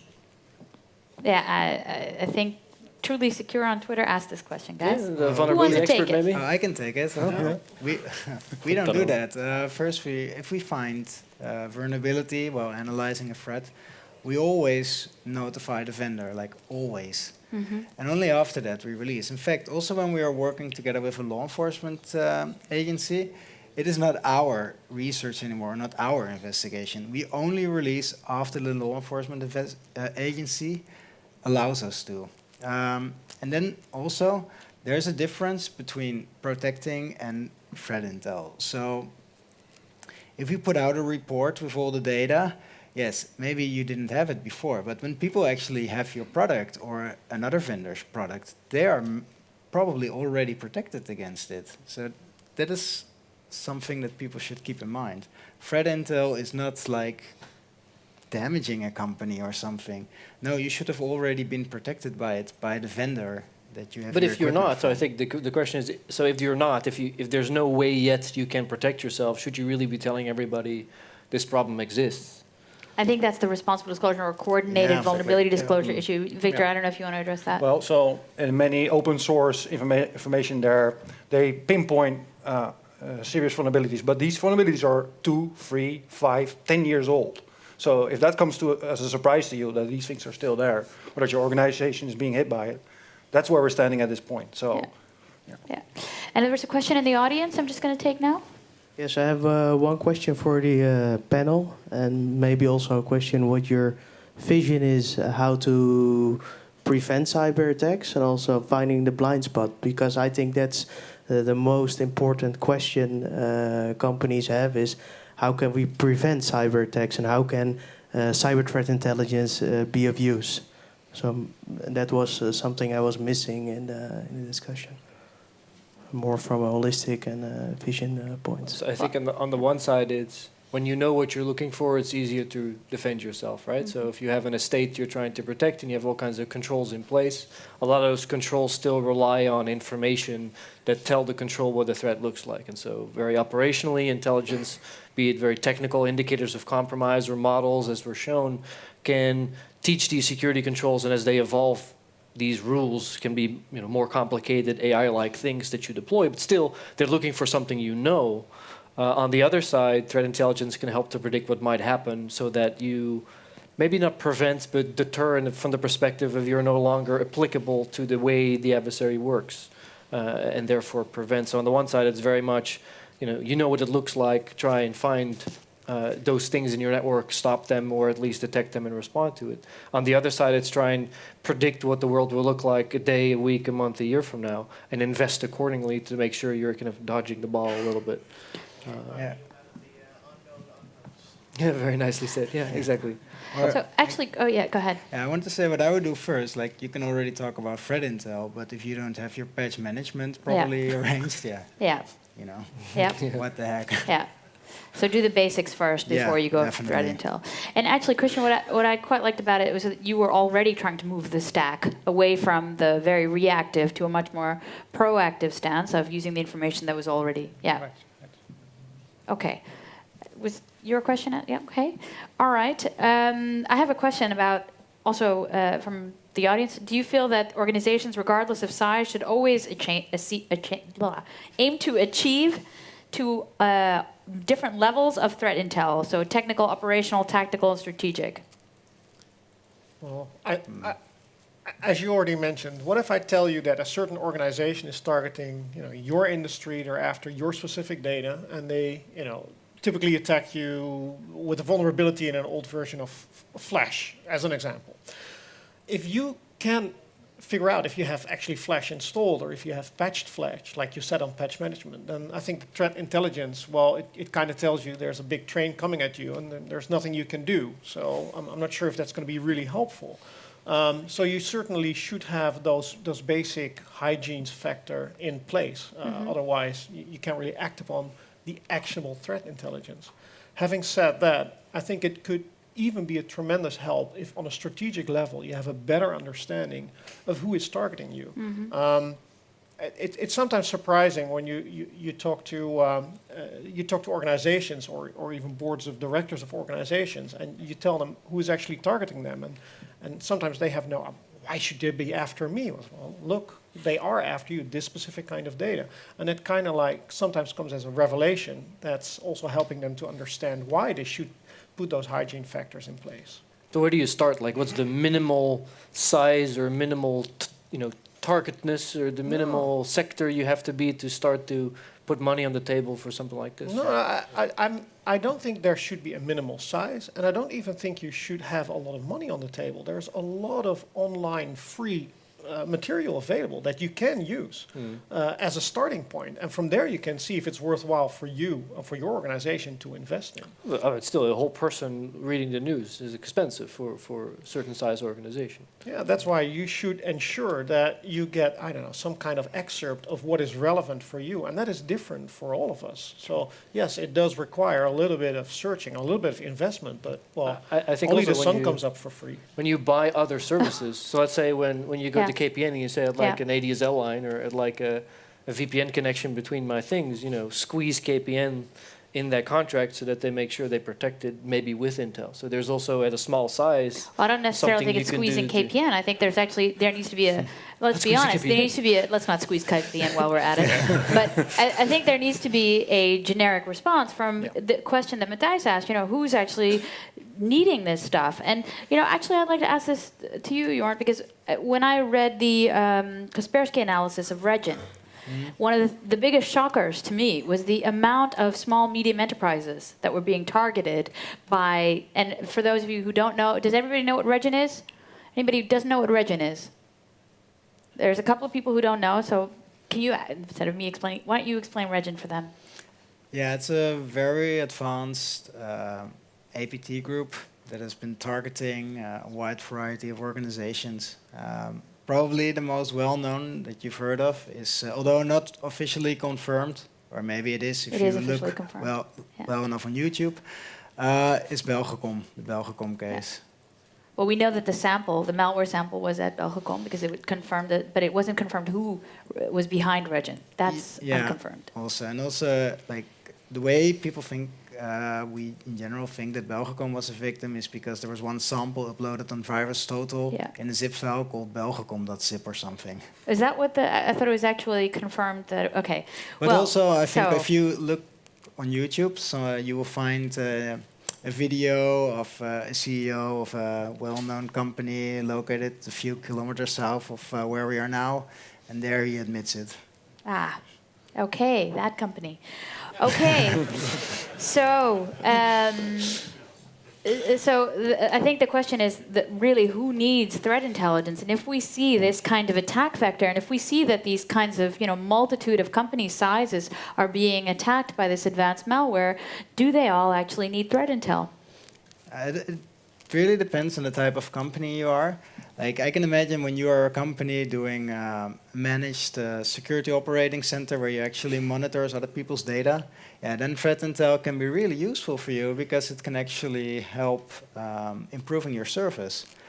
But if you are a small, say, if I have a construction company working on the Botlek tunnel and I know that some terrorists are targeting me, I can start to buy threat intel in order to protect my building company, but I don't think anybody will do that. That is true. But I mean, that's an extreme example, right? I mean, the building company, what kind of cyber threats do they have? They probably don't even have a website. But there's a lot in between the big multinationals and that building companies. And actually, if you look at the small and medium enterprise, they are really the backbone of the European economy. And they have a lot of knowledge. They are sometimes like niche masters. They have this niche product where they're world market leader. So this is intellectual property that a lot of people are interested in. So I completely agree, threat intelligence, probably you don't need a threat intelligence team if you're a small and medium enterprise, but threat intelligence is a big, big buzzword here. Yeah. What we probably want to say rather is you should have 1 or 2 people who part-time actually have an eye out beyond their little business unit and try to mesh organizational security into the products, into the processes, talk to people, exchange information. This is simple steps. We can call it threat intelligence. We can also call it keeping our eyes open. And that's, I think, something that every company should do from a size when you're relying on IT. Yeah. Sure, you should keep your eyes open, but you should also have the capabilities within your company to actually act on what you see. If you, for example, see that, okay, this IP has been associated with a certain company, or, sorry, with a certain group that has been targeting companies similar like mine, but I cannot access my firewall logs in order to see if something went wrong. Then you come back to that point again. So first you should have the basics. You can always have somebody open and listen to stuff, but it does not always work. You should also, at some point, you should be able to trust your vendor of your whatever equipment you have, that they keep their eyes open on what's going on, and that they actually add that data to the product so that you are protected. Yeah, and this doesn't have to be any sort of vrijblijvend, but it doesn't have to be this light, right? So if knowledge of the external threat landscape is required to protect yourself, you must do that, either by keeping your eyes open, taking it a step further if you're bigger to be able to take ownership of the problem, be accountable to your board for it all the way up to an Intel team. But if you're smaller, coming back to KPN, you want that. We're smaller? Smaller? As a service provider. So if we're you're smaller, squeezing KPN and we're smaller. I don't know what's happening here, boys. if you're smaller, you want to make sure your service providers are implementing that process and using threat intelligence to service that. I think KPN is a good leader and an example in that even. This is now he's he's making it up. But force it everywhere across the chain, from consumers to small, medium-sized businesses to large businesses. It's not some optional, when do I start to do it? It's part of it, but at a smaller scale. But it's a vendor responsibility. Up to a certain size, I think the moment you have accountability inside your organizations, that you rely on IT to the point where your business relies on it, you really want to have some level of control. It might start with a person managing the vendor, all the way to also looking at the threat landscape, all the way to having your own Intel team. I think Christian's point was that for intellectual property, you do need to do some of it yourself. Yeah, absolutely. I would say, And I'm very scared by these statements like you need to trust your vendor. I think if we haven't learned this lesson yet, then we give it our Internet of Things landscape another year or two to ripe. Because the big thing that we learned there is, well, once the device is sold, a lot of the vendors do not care anymore. So they will not keep the device up to date. They will not even, because we have no concept of cyber liability, there are no incentives in the marketplace. So if I have a device in my network, it's my responsibility to make sure that if that device gets infected, that not everything breaks down. I cannot just wait for the vendor to do their homework. I'm very scared by hearing that if I have a small company of, say, 50 people, I should employ 2 people to keep their eyes open. If I employ 2 people, I might go bankrupt. No, you're not going to have two dedicated people to keep their eyes open. But if you're a small company, I think it is prone to put security not just in one function, but to have security as a mindset, right? 30 years ago, we had this whole discussion about safety. Safety was an adjunct function that was somewhere out there. Now we have the safety mindset. Everywhere, if you go on a building construction site, to pick up your example, you see placards. Safety is the #1 priority. Everybody cares for safety. We also have to do, everybody cares for cybersecurity. Sure, security should be in your mindset, but let me tell you a real story. So there was a big bank, and they thought, oh yeah, security should be in the mindset. We should do something on awareness, so let's spend a lot of money on awareness training so that people do not click on emails. So they did it, paid a lot of money, everybody, took the course, passed it. 2 weeks later, they send out a phishing email, and I think 85% of the people still clicked on it. Yeah, I believe you, but the question is, why did that misfire so badly? So we're also doing research on that at TU Delft. And actually, we did a study a few years ago in trying to understand how an APT that we now hear about, Stuxnet and the co, would actually spread throughout the organization. We have state-of-the-art technical solutions everywhere, but it will spread within weeks into every compartment. And we ask ourselves the question, why? Mm-hmm. We looked at the profiles, and we actually did some profiling of how the virus would actually spread from PC to PC, and we found, for example, USB devices to be one of the major spread factor. And then we drilled further down. Why is it actually happening? And we see, okay, people don't trust the central backup system because it's intangible to them. So they put it on the USB device, so the USB device is never wiped. And then they also share that USB device with everybody else. So you have viruses which are dormant and are never wiped out. Or you see patterns that you see one USB device being shared by 200 people, and you're asking what is going on there. And you find, okay, that's an architecture professor who's going to share CAD designs with its students. We ask, why is that happening? Well, it doesn't fit through the email attachment. Okay, problem solved. We increase the email attachment. So we cannot build technical defenses without understanding how our users are using ICT systems. If we just drill down technical solutions and we just say, you shouldn't click this link, and we don't make the connection to how people think and how people behave, we will never get this right. So we have to see both sides, not just the technological, but also the social technical part of cybersecurity. And I don't want to cut you off because I actually really like this, but we have a question in the audience. Yeah. And what I think there is something to say is, you also don't have the option of not doing those trainings. We don't have the option of not doing those phishing tests on the organization. So unfortunately, we're left in a bag where we have to have two guys to keep your eyes open, do the phishing runs, make sure you understand how to do the awareness training. It's all of it together and doing it smarter. And I agree with you, it's got to be a priority. If we have the question from the audience? This is a question harking back to hiring the two guys. Or more, depending on the size of your organization, I guess.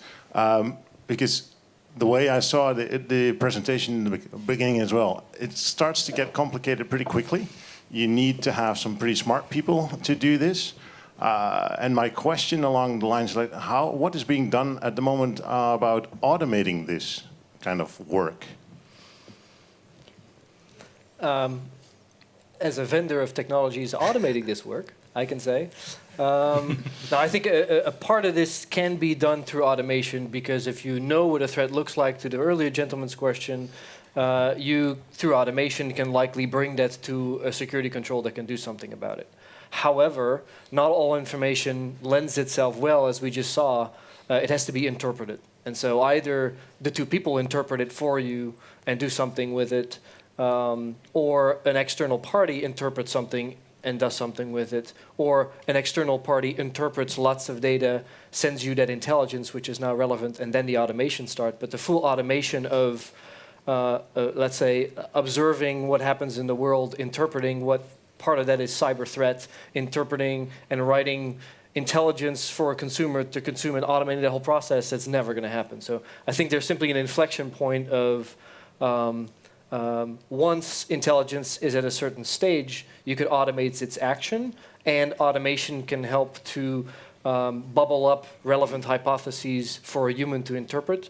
But I'll make the stance that real intelligence itself will never be taken over by can we do it in phases? AI. Can't we cut it up? Like, can't we start with, with the different layers? Can't we cut stuff up? So you have a very large group of the public stuff, and then as you go on down the chain, that you can de-scope it to minimize, if not completely eradicate, the human interaction required? That you just continuously de-scope as you go down the chain. Is that possible? I'm just Absolutely, asking. absolutely. As Victor mentioned, we are in a very, very bad state right now in terms of the internet. But we can also phrase this positively. There are so many quick wins we can do in order to improve our chances and our defenses right now. And a lot of these can actually be automated and coming back, like the insights that we've just shared. Actors are going to reuse infrastructure. Just by sharing this information and putting it into your systems, we can already improve our defenses so much and level increase our walls. And And what you're then we- saying is you as a human interpret information to create automated systems that automate it, and of course, right? But the fact that there is research going on to interpret data, to discover these things, is a human work. So I Of think course. that hypothesis creation, quantitative analysis that you do on behalf of all of us, thank you, but also companies have to do on behalf of themselves with threats very relevant to them. I don't think that part is going to go away. That Eventually, automation, of course. That is true, but I mean, you can spin it this way. If you get together as a community and you say, well, we as the industry of X, we have the vested interest in protecting ourselves.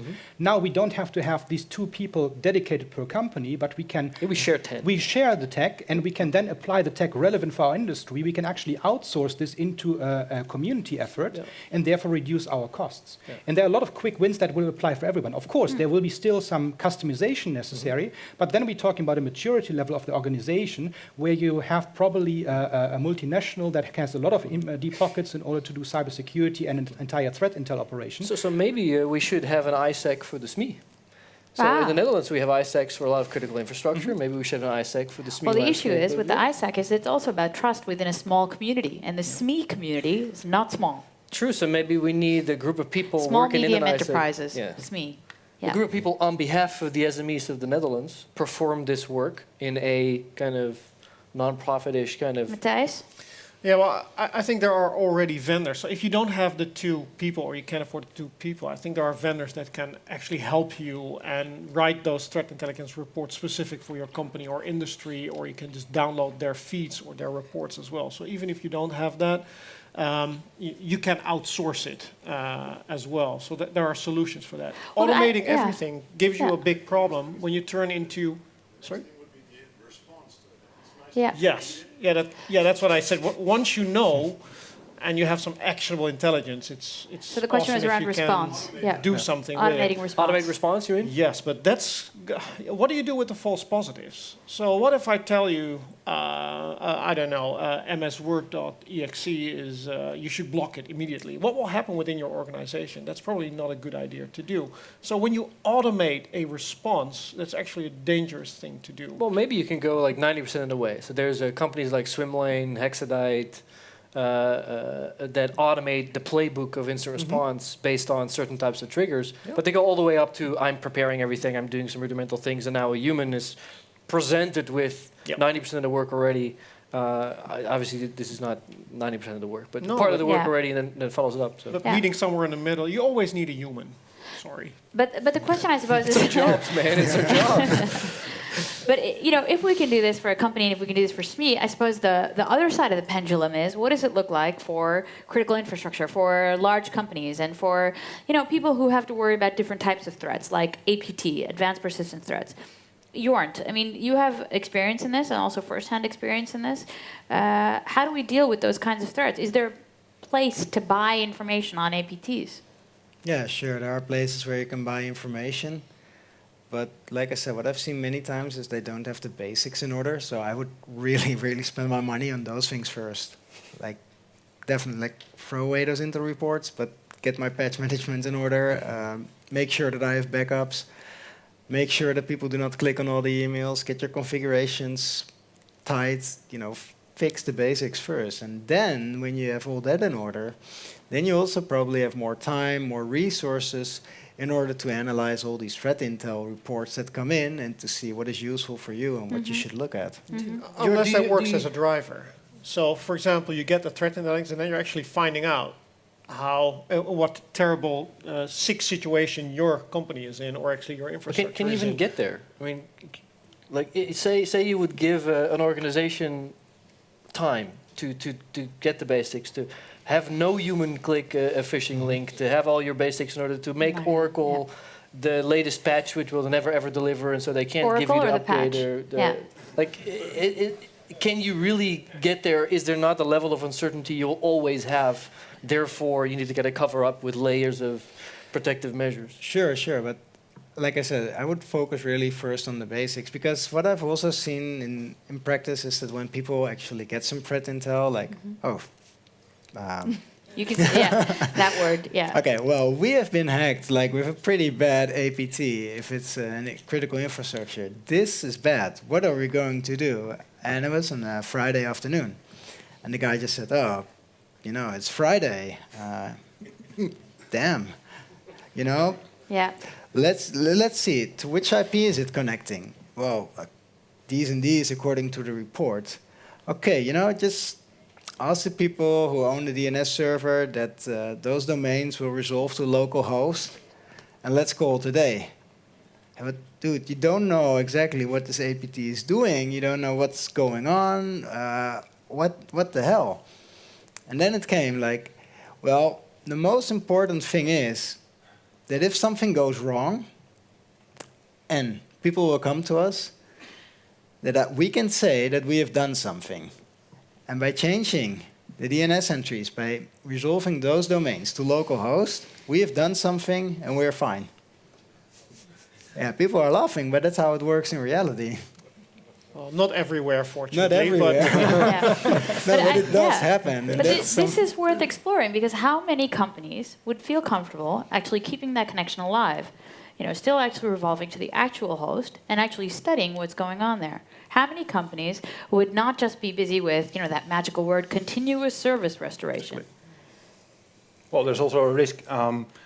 If you know there's a data leak going on in your company, the first normal response will be to cut the line, because you're already breaking the law. So the first natural response is you cut off the connection and then you call the experts. So much for forensics and preservation of data. Yeah. Well, there's this period in between where you think there might be a breach or a server might have been compromised, but you're not sure unless you do an investigation.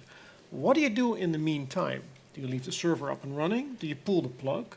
Do you actually know what the consequences are when you pull the plug? And it's that, if you know that the server has been breached, it's pretty clear, or at least you have to take some action. But it's the period in between. That's always the interesting debate that you have with companies who are breached. I think it's a measure of control. I can give at least one example of where we worked very closely with a target of APT1 was in that case, that we could create Could a you measure. explain APT1? Yes, I don't know if everybody knows who APT1 is. APT1 is I think fairly confidently attributed to Bureau 2 of a military intelligence agency in China that persistently targets Western interests for intellectual property extraction.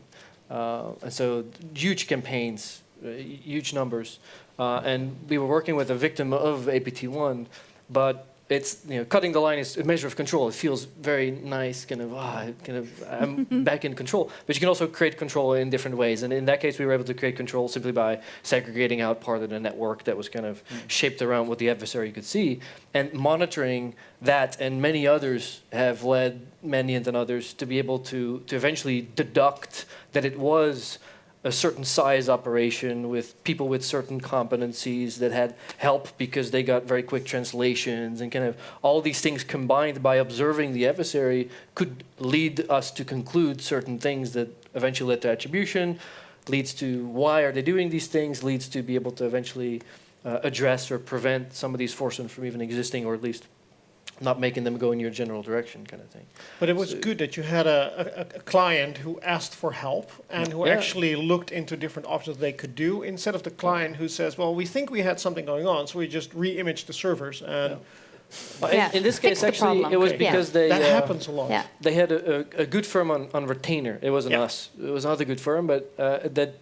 they might not have the two people on board themselves, but they paid, a little bit of money to make sure if something went wrong, they could press a giant red button, and then, very smart people would pop out of the ground and kind of help them to do these things. So that at least, if the very minimum, make sure you have a red button to press somewhere.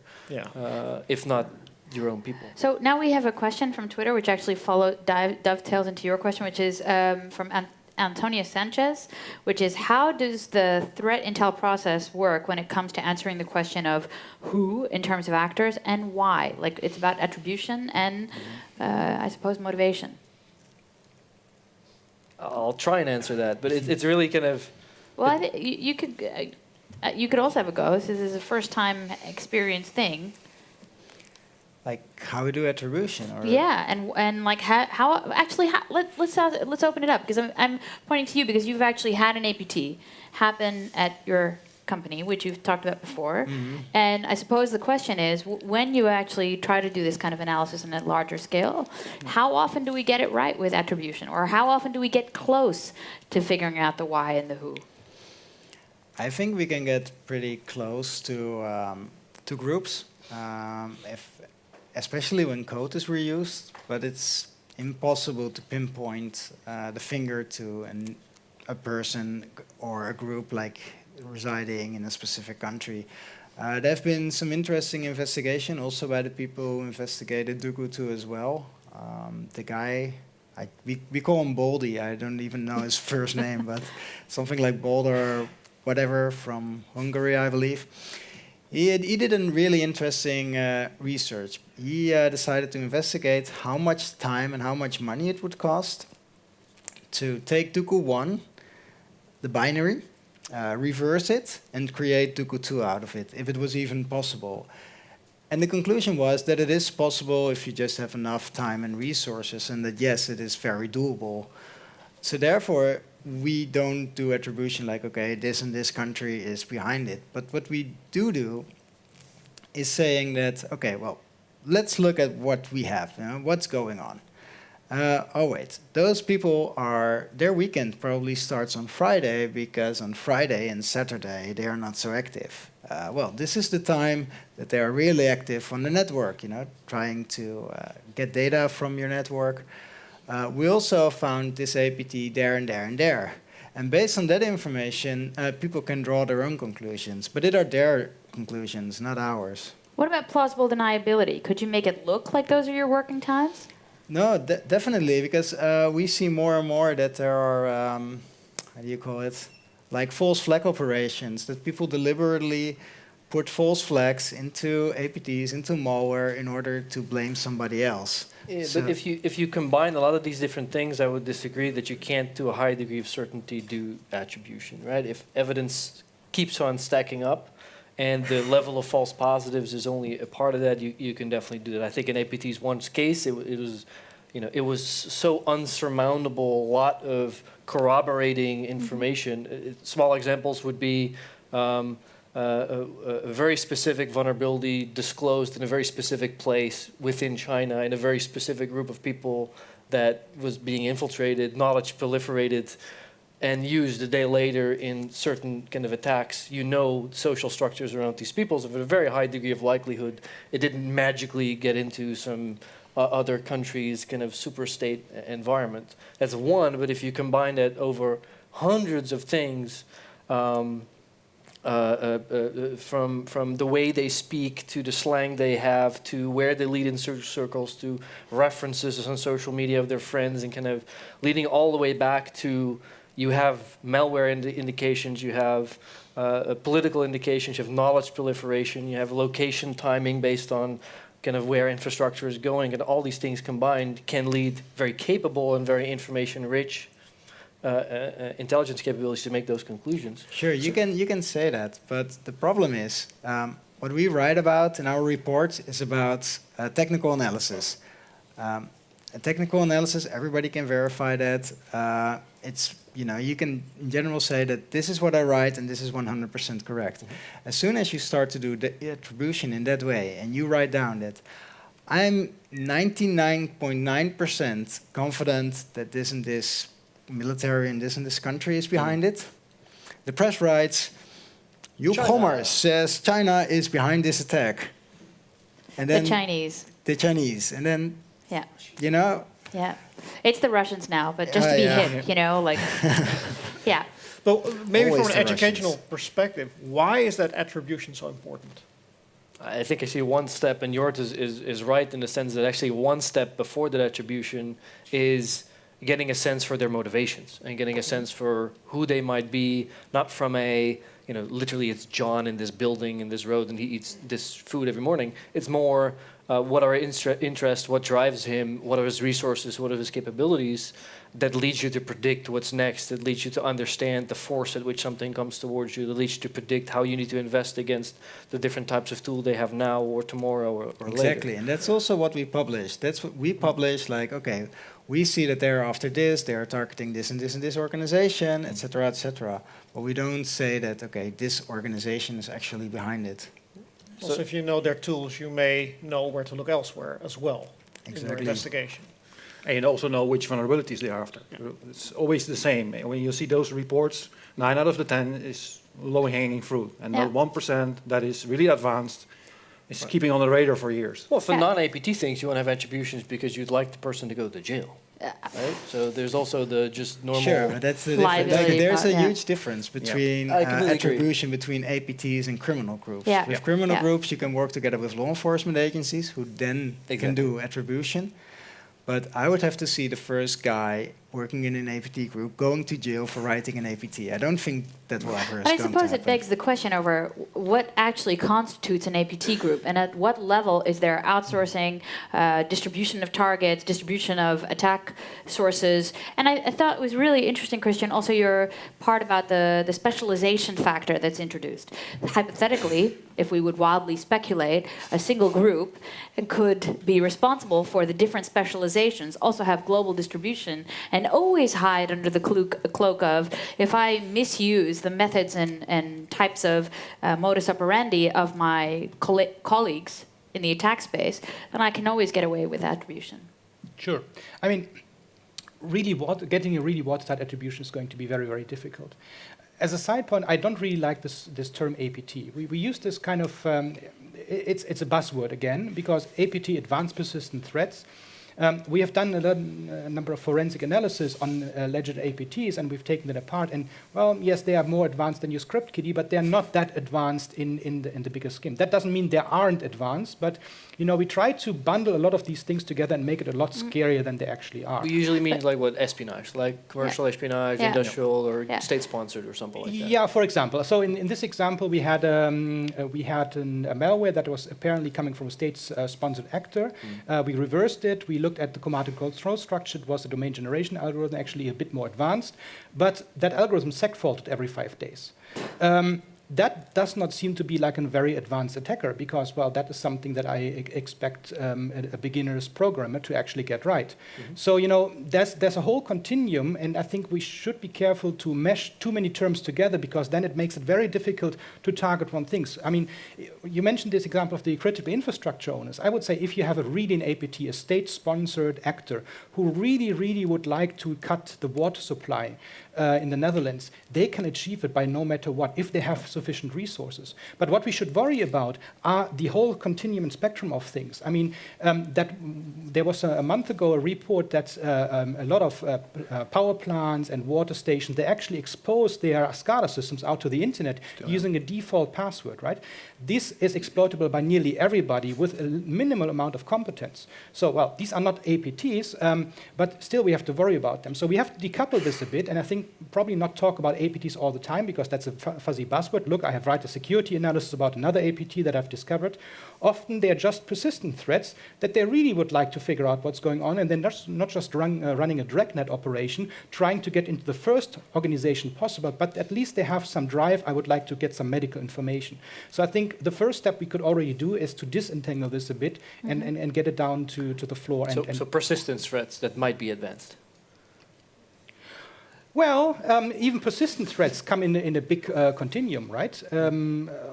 So I think Targeted. Targeted of threats. choice For example, versus targeted targeted people. opportunity. Yes, so targeted versus just leveraging the potential opportunity. Yeah, that's, I think, a first good step. Depths. No, but let's be honest. The reason we have APTs is the CISO that works for an organization that gets hacked, the first thing he's got to say is, it was a really advanced attack. It was probably a state actor. It was so complex, where probably indeed the patching, the basic hygiene, the other things were actually at play. So I think that there is a business case in that sense for keeping the term APT, if only for the CISO community. We have a... Yeah, exactly. We have a question that's from Anonymous in YouTube, and it's in regards to the cost factor. Would it be a better solution if smaller companies, individuals, could move to a safer internet, for example, behind a proxy, Splinternet? How's it different? No, they instead of doing threat intel and all that difficult stuff, You take all the people, put them on an island, proxy, and make safer sure internet. that Dude, I just read the question. Inside the circle are all good people. Well, maybe so we screen them. Tell the guy on YouTube. Okay. Girl. So we Who screen knows? all the people. We put them in a cage, and then we give them according internet of their own content. Yes. We can. Oh, it's good. I would ask, how do you make sure that your safer internet does not get breached? By screening the people. Oh. Harshly. Or removing the people. Or removing the people. Yeah. AI Removing the internet. people. Okay. Well, I think this question was originally part of the question, instead of going from the internet in the Netherlands, maybe we should go to the Nadernet. I think it's a relevant question of saying if you only expose content to in a certain group and you can really control the content, how much safer does it really get? Maybe it gets to the point where that might work, but you just lose access to everything else. But that's actually already going on. So if you travel through Europe and you start, for example, you're 2 days in Hungary and start scanning the internet from your hotel room, you're going to see certain things. And you move to China, you see other things. And that's also very important. Those scan tools that are running everywhere, you get different insights from different sides of the world. Because the first thing that big organizations do, there's another scanner. Push the red button and it's blocked. Yeah. So you're saying we're already creating smaller, safer Yeah, networks? it's already creeping. happening. Yeah. All the good tools are getting blocked also because there's a lot of scanning going on, and some organizations let them pass, and the other ones say, you block them immediately. He has a point. I also know one company that blocked all internet connections to and from India, I believe. And then suddenly they had a problem because one guy had to request a visa for India and he couldn't. So. Oh, yeah. So I suppose proceed with caution is the biggest single piece of advice. Well, I'd always say security is very complex. It's not just if I have a clean pipe to the internet, now I'm secure and I can do whatever I want. If it were so simple, then, we would have a job, I guess. So a new network of the same machine still has insecurities, you mean? Yes. Yeah. Absolutely. Yeah. Of course, We have a because question? you need to use that network, right? I mean, somehow data, the safest network is an unconnected network. But that's not really useful. Well, not really, because USB can defeat that whole thing. Yeah, that's precisely the point, right? I can make a perfectly safe computer by gluing all USB ports shut, cutting every physical connection to it, and putting it into a concrete under my building, right? Nobody's going to hack that computer, guaranteed.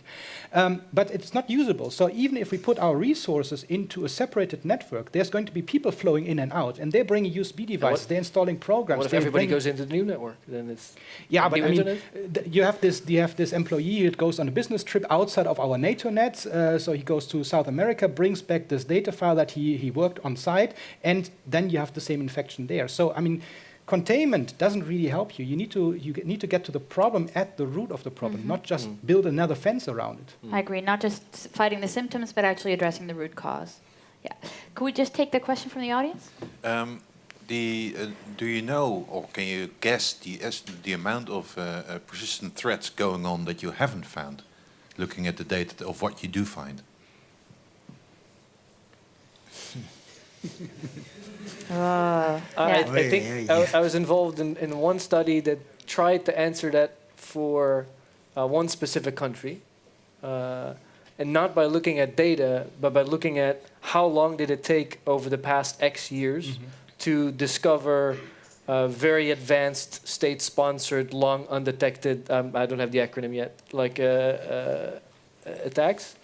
And the answer was less how many are out there, more how long does it on average take to discover. So there are out there, X number, and we're just shrinking the number of time that required to discover them. But the number, at least in this specific study, which isn't very public, or I'm not sure the state of it, was not estimated. But yeah, it's likely out there. There's likely things we don't know for sure.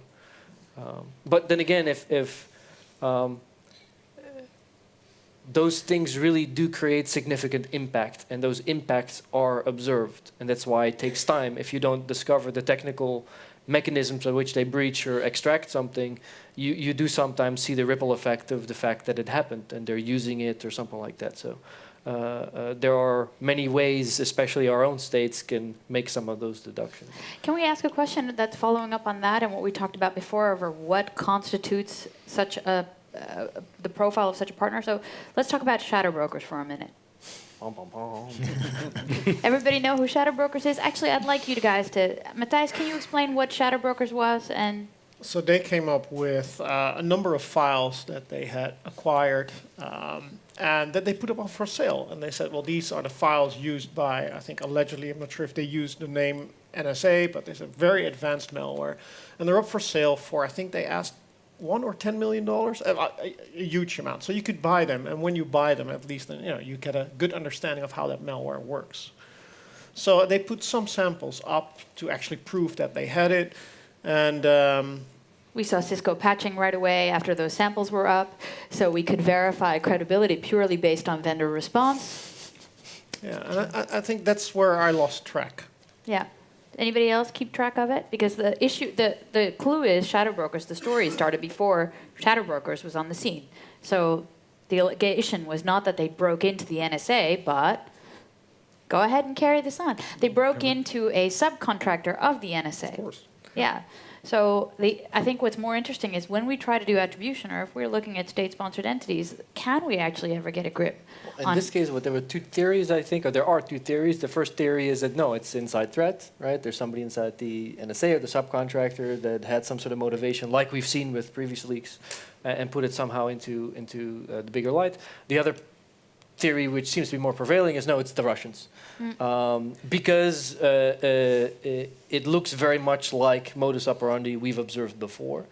And I don't know either way, but I would say you analyze this by deducting it back to, does it look similar or as similar as we can get to modus operandi we've seen before, in a way that's not easily mimicking somebody else if you can combine many different things.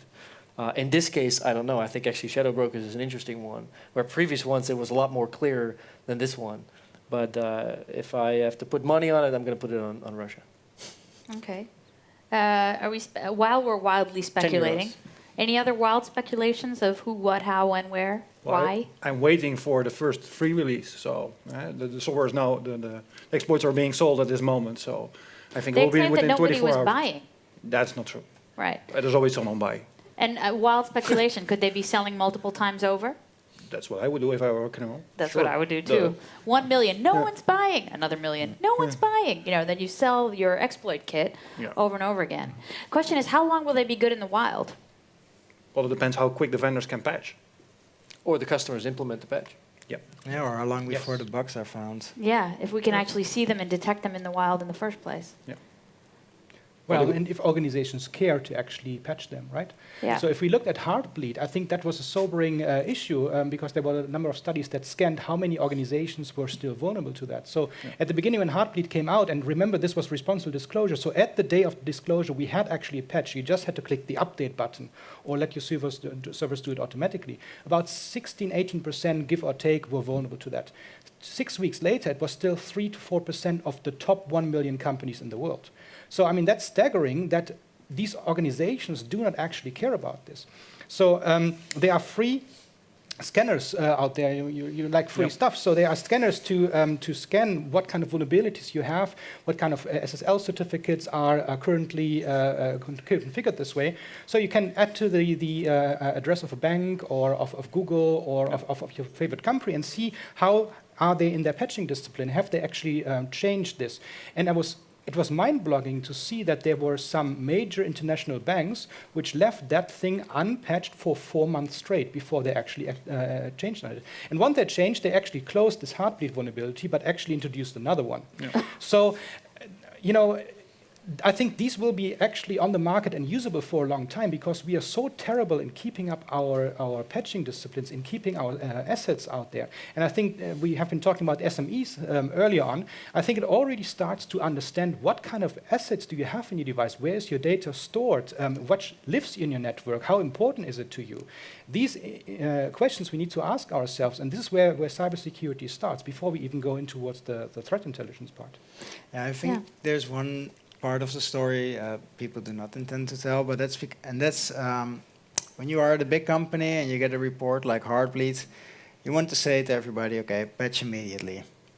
Well, what happens is people say, yeah, we did it once in the past, and one time, one machine somewhere in the corner that was really important went down, so we introduced patch procedures. So that is when a patch comes out, first we're going to test it for 6 weeks, then we're going to write a package script that takes another 6 weeks, and then it can actually be patched, which takes another 6 weeks. So in total we're talking about 18 weeks, which is, what is it, like almost 4 months before something is patched.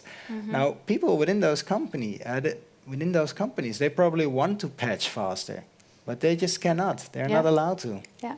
That's part of the problem, and actually being on being the CISO of KPN during Heartbleed, I can tell you that it wasn't that easy simply to find out across the landscape where did it exist. Except from the scanner, we didn't have vendors who could openly tell us, yes, I do have an OpenSSL component in, as part of my library. No, you're not using it for functionality, but it is there. So we had no bill of materials, if you will, that would actually, from a vendor or a clue that it was actually present or not present. So we also had no proactivity in terms of patches.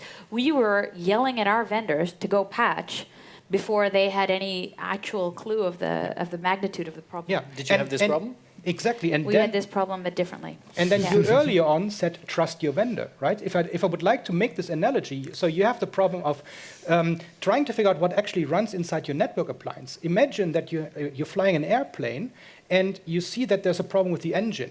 And then you're trying to figure out what actually runs in this engine and how you could potentially diagnose this. And then you contact the airplane manufacturer and they're sorry, we didn't record this yet. Let me assemble that information for you.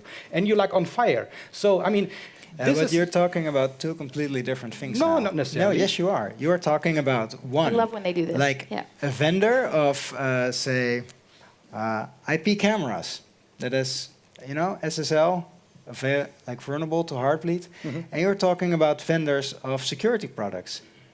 Completely different. Completely different.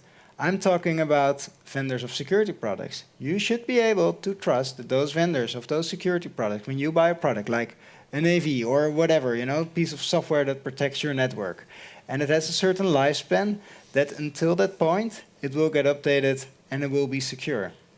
Kind of, so you mean like the signatures required to detect and block Heartbleed versus the machine behind it vulnerable to Heartbleed. But also when you're talking about like malware, you should be able to trust your security vendor that he or she or whatever it is will provide protection for that certain threat. When you were talking about other stuff that is vulnerable to Heartbleed, if I buy a consumer product like a NAS, people do responsible disclosure. They go to whatever company and they say, hey, we found a vulnerability. And they say, oh, yeah, but it's a consumer product. Lifetime is only 6 months. No, we're not going to patch it. And then you cannot trust your vendor. But it's a completely different product. It is not a security product. But I'm running a lot of non-security products. And ultimately, it doesn't matter to me how I was compromised if I'm being compromised. I suppose that there is a split because not all vendors and hardware producers and software producers are created equal. And while bearing that in mind, you still, if you can't trust your vendor, theoretically you want to get another one or another product. And that's not always possible for the consumer landscape. You wanted to say something, Victor? Yeah, so the most fun part is that the consumer things on the internet caused the biggest DDoS attack we have ever seen in the last weeks. So even if it's not very important, just a webcam or an internet cam, it can take down free speech, as we see with Brian Krebs. So, and if you're going to look now in, for example, census, and you look for Heartbleed, and you type in between quotes bank, you will find about 300 banks worldwide that are still vulnerable to Heartbleed with internet-facing portals. And even if you type that in the Netherlands, you will find a few. So. While I give you guys room to assemble your final questions or comments, and also on the internet, via Twitter, via #AlertOnline, if you have your final stuff, I'm going to ask a chance for the panel to say, like, whatever their final thoughts are, or to answer the question: do you think, after everything we just discussed now, that threat intel is important enough for any CISO? Yeah, any being the prerogative here, and not all companies have a CISO to begin with, to have on the top 3 of their to-do list. And while you think about that, I'm looking, if there's questions, just put your hand up. I'm going to let you take that first, Christian. Sure. So I think threat intelligence is important, otherwise we wouldn't be here. However, threat intelligence, I think, is not among the top 3 things that should worry. I think there's a lot of things that any company should do before we even go and delve into the realm of threat intelligence. The first one is make a risk profile. What are you vulnerable? What are your crown jewels? What are likely attackers who are after you? If you don't know this yet, you can't even start to do further actions on it because you don't know what to protect. Second, understand what actually runs and operates your network. What are your assets and how are you going to maintain these assets and how are you going to patch them and what is actually connected to which other things. And then third, understand what drives your business of these assets. Well, yes, you're going to have that NAS which is storing information from or pictures from the last company barbecue, but what is actually running your business critical things? And then once you have these things together, then you also need to have sensors that are turning this threat intelligence to something that you can observe in the network. If you're getting threat intelligence, there's going to be this APT moving around and it's doing this kind of signature. If you don't have sensors in your network, you don't even know where to look and how to put this into actionable insights. So now we already have 4, and probably now soon we're getting to the point that we can talk about threat intelligence. But without these additional prior stages, we cannot put this into something in action, something that will really benefit us. And threat intelligence is, again, a big word, like APT. But I think that we can do a lot of threat intelligence without even calling it threat intelligence. Just as I mentioned, keeping my eyes open. This is something that I can already do in a small, medium company. I can look what happens to my industry, what kind of developments are there. So if I'm hearing in the newspaper about Internet of Things, DDoS attacks, you say it's not a security vendor, but if I have one of those IP cameras, is that in my network? Is it connected to my database server? Can somebody use that IoT device to actually get to my data? These understandings I need to have, but for that I need to know what is my risk profile and how does my network look like and what my assets are. So I think these are much more important things to take care of, and then we definitely have to make the next step in the maturity level to up our defenses. Victor? Well, I agree with my colleague here. If an organization is not so big and you cannot even afford a CISO, or at least make sure that your daily operations are good. That means do monitoring, and the moment it goes wrong, you have at least that to go to an expert to say, there's something going on, and then you can provide that information. Is there anything else you'd like to add that you didn't get a chance to say during? No, this is okay. Okay. Matthijs? Well, maybe to add to that, I think as a CISO, you should also keep really close relationship about what is the business doing, and with your chief risk officer as well. So I'll share a second-hand story. An investigator told me that he was doing an investigation in a small company that produced machines, and these were like regular machines you could buy everywhere. And they were breached, and they were very surprised because we don't really have intellectual property. It's in machines you can buy everywhere. It's not really a secret. And then after a few discussions, the investigator realized that the company had just signed up for a huge contract with a Far East country, with the government, to supply those machines to that government. And so the question of the investigator was, so how did your negotiations go? I said, well, actually pretty bad, because it was like they knew exactly what our bottom line margin was and how far they could go.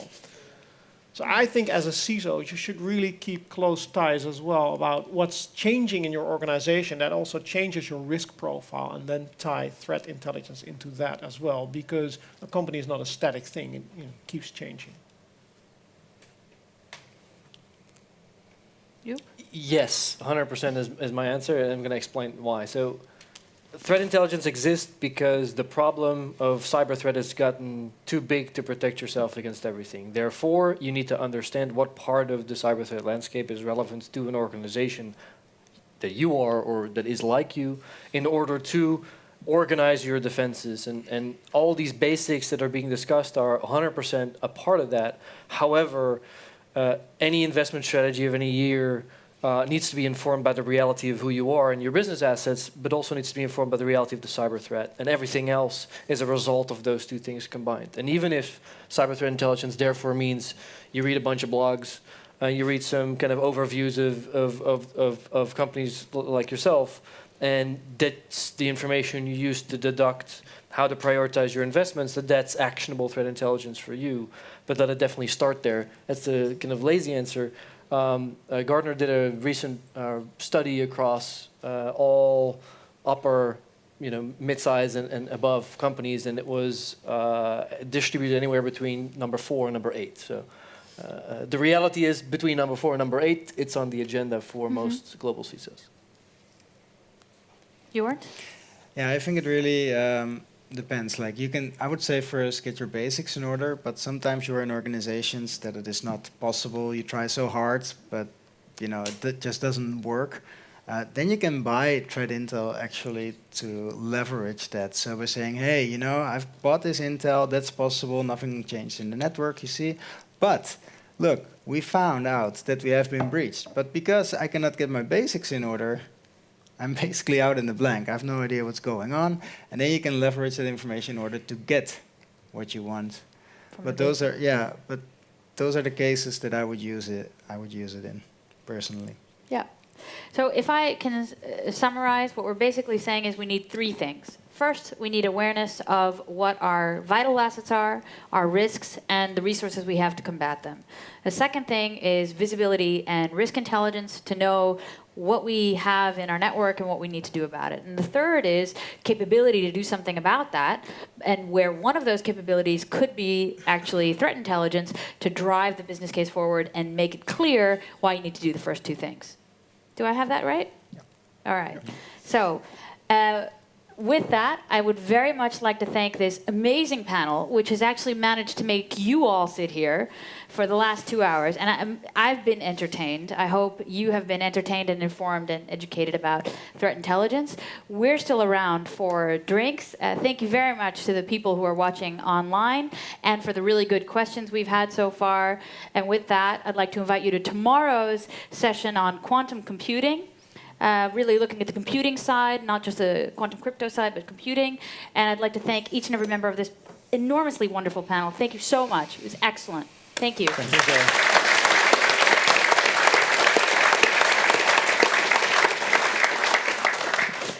We have drinks outside.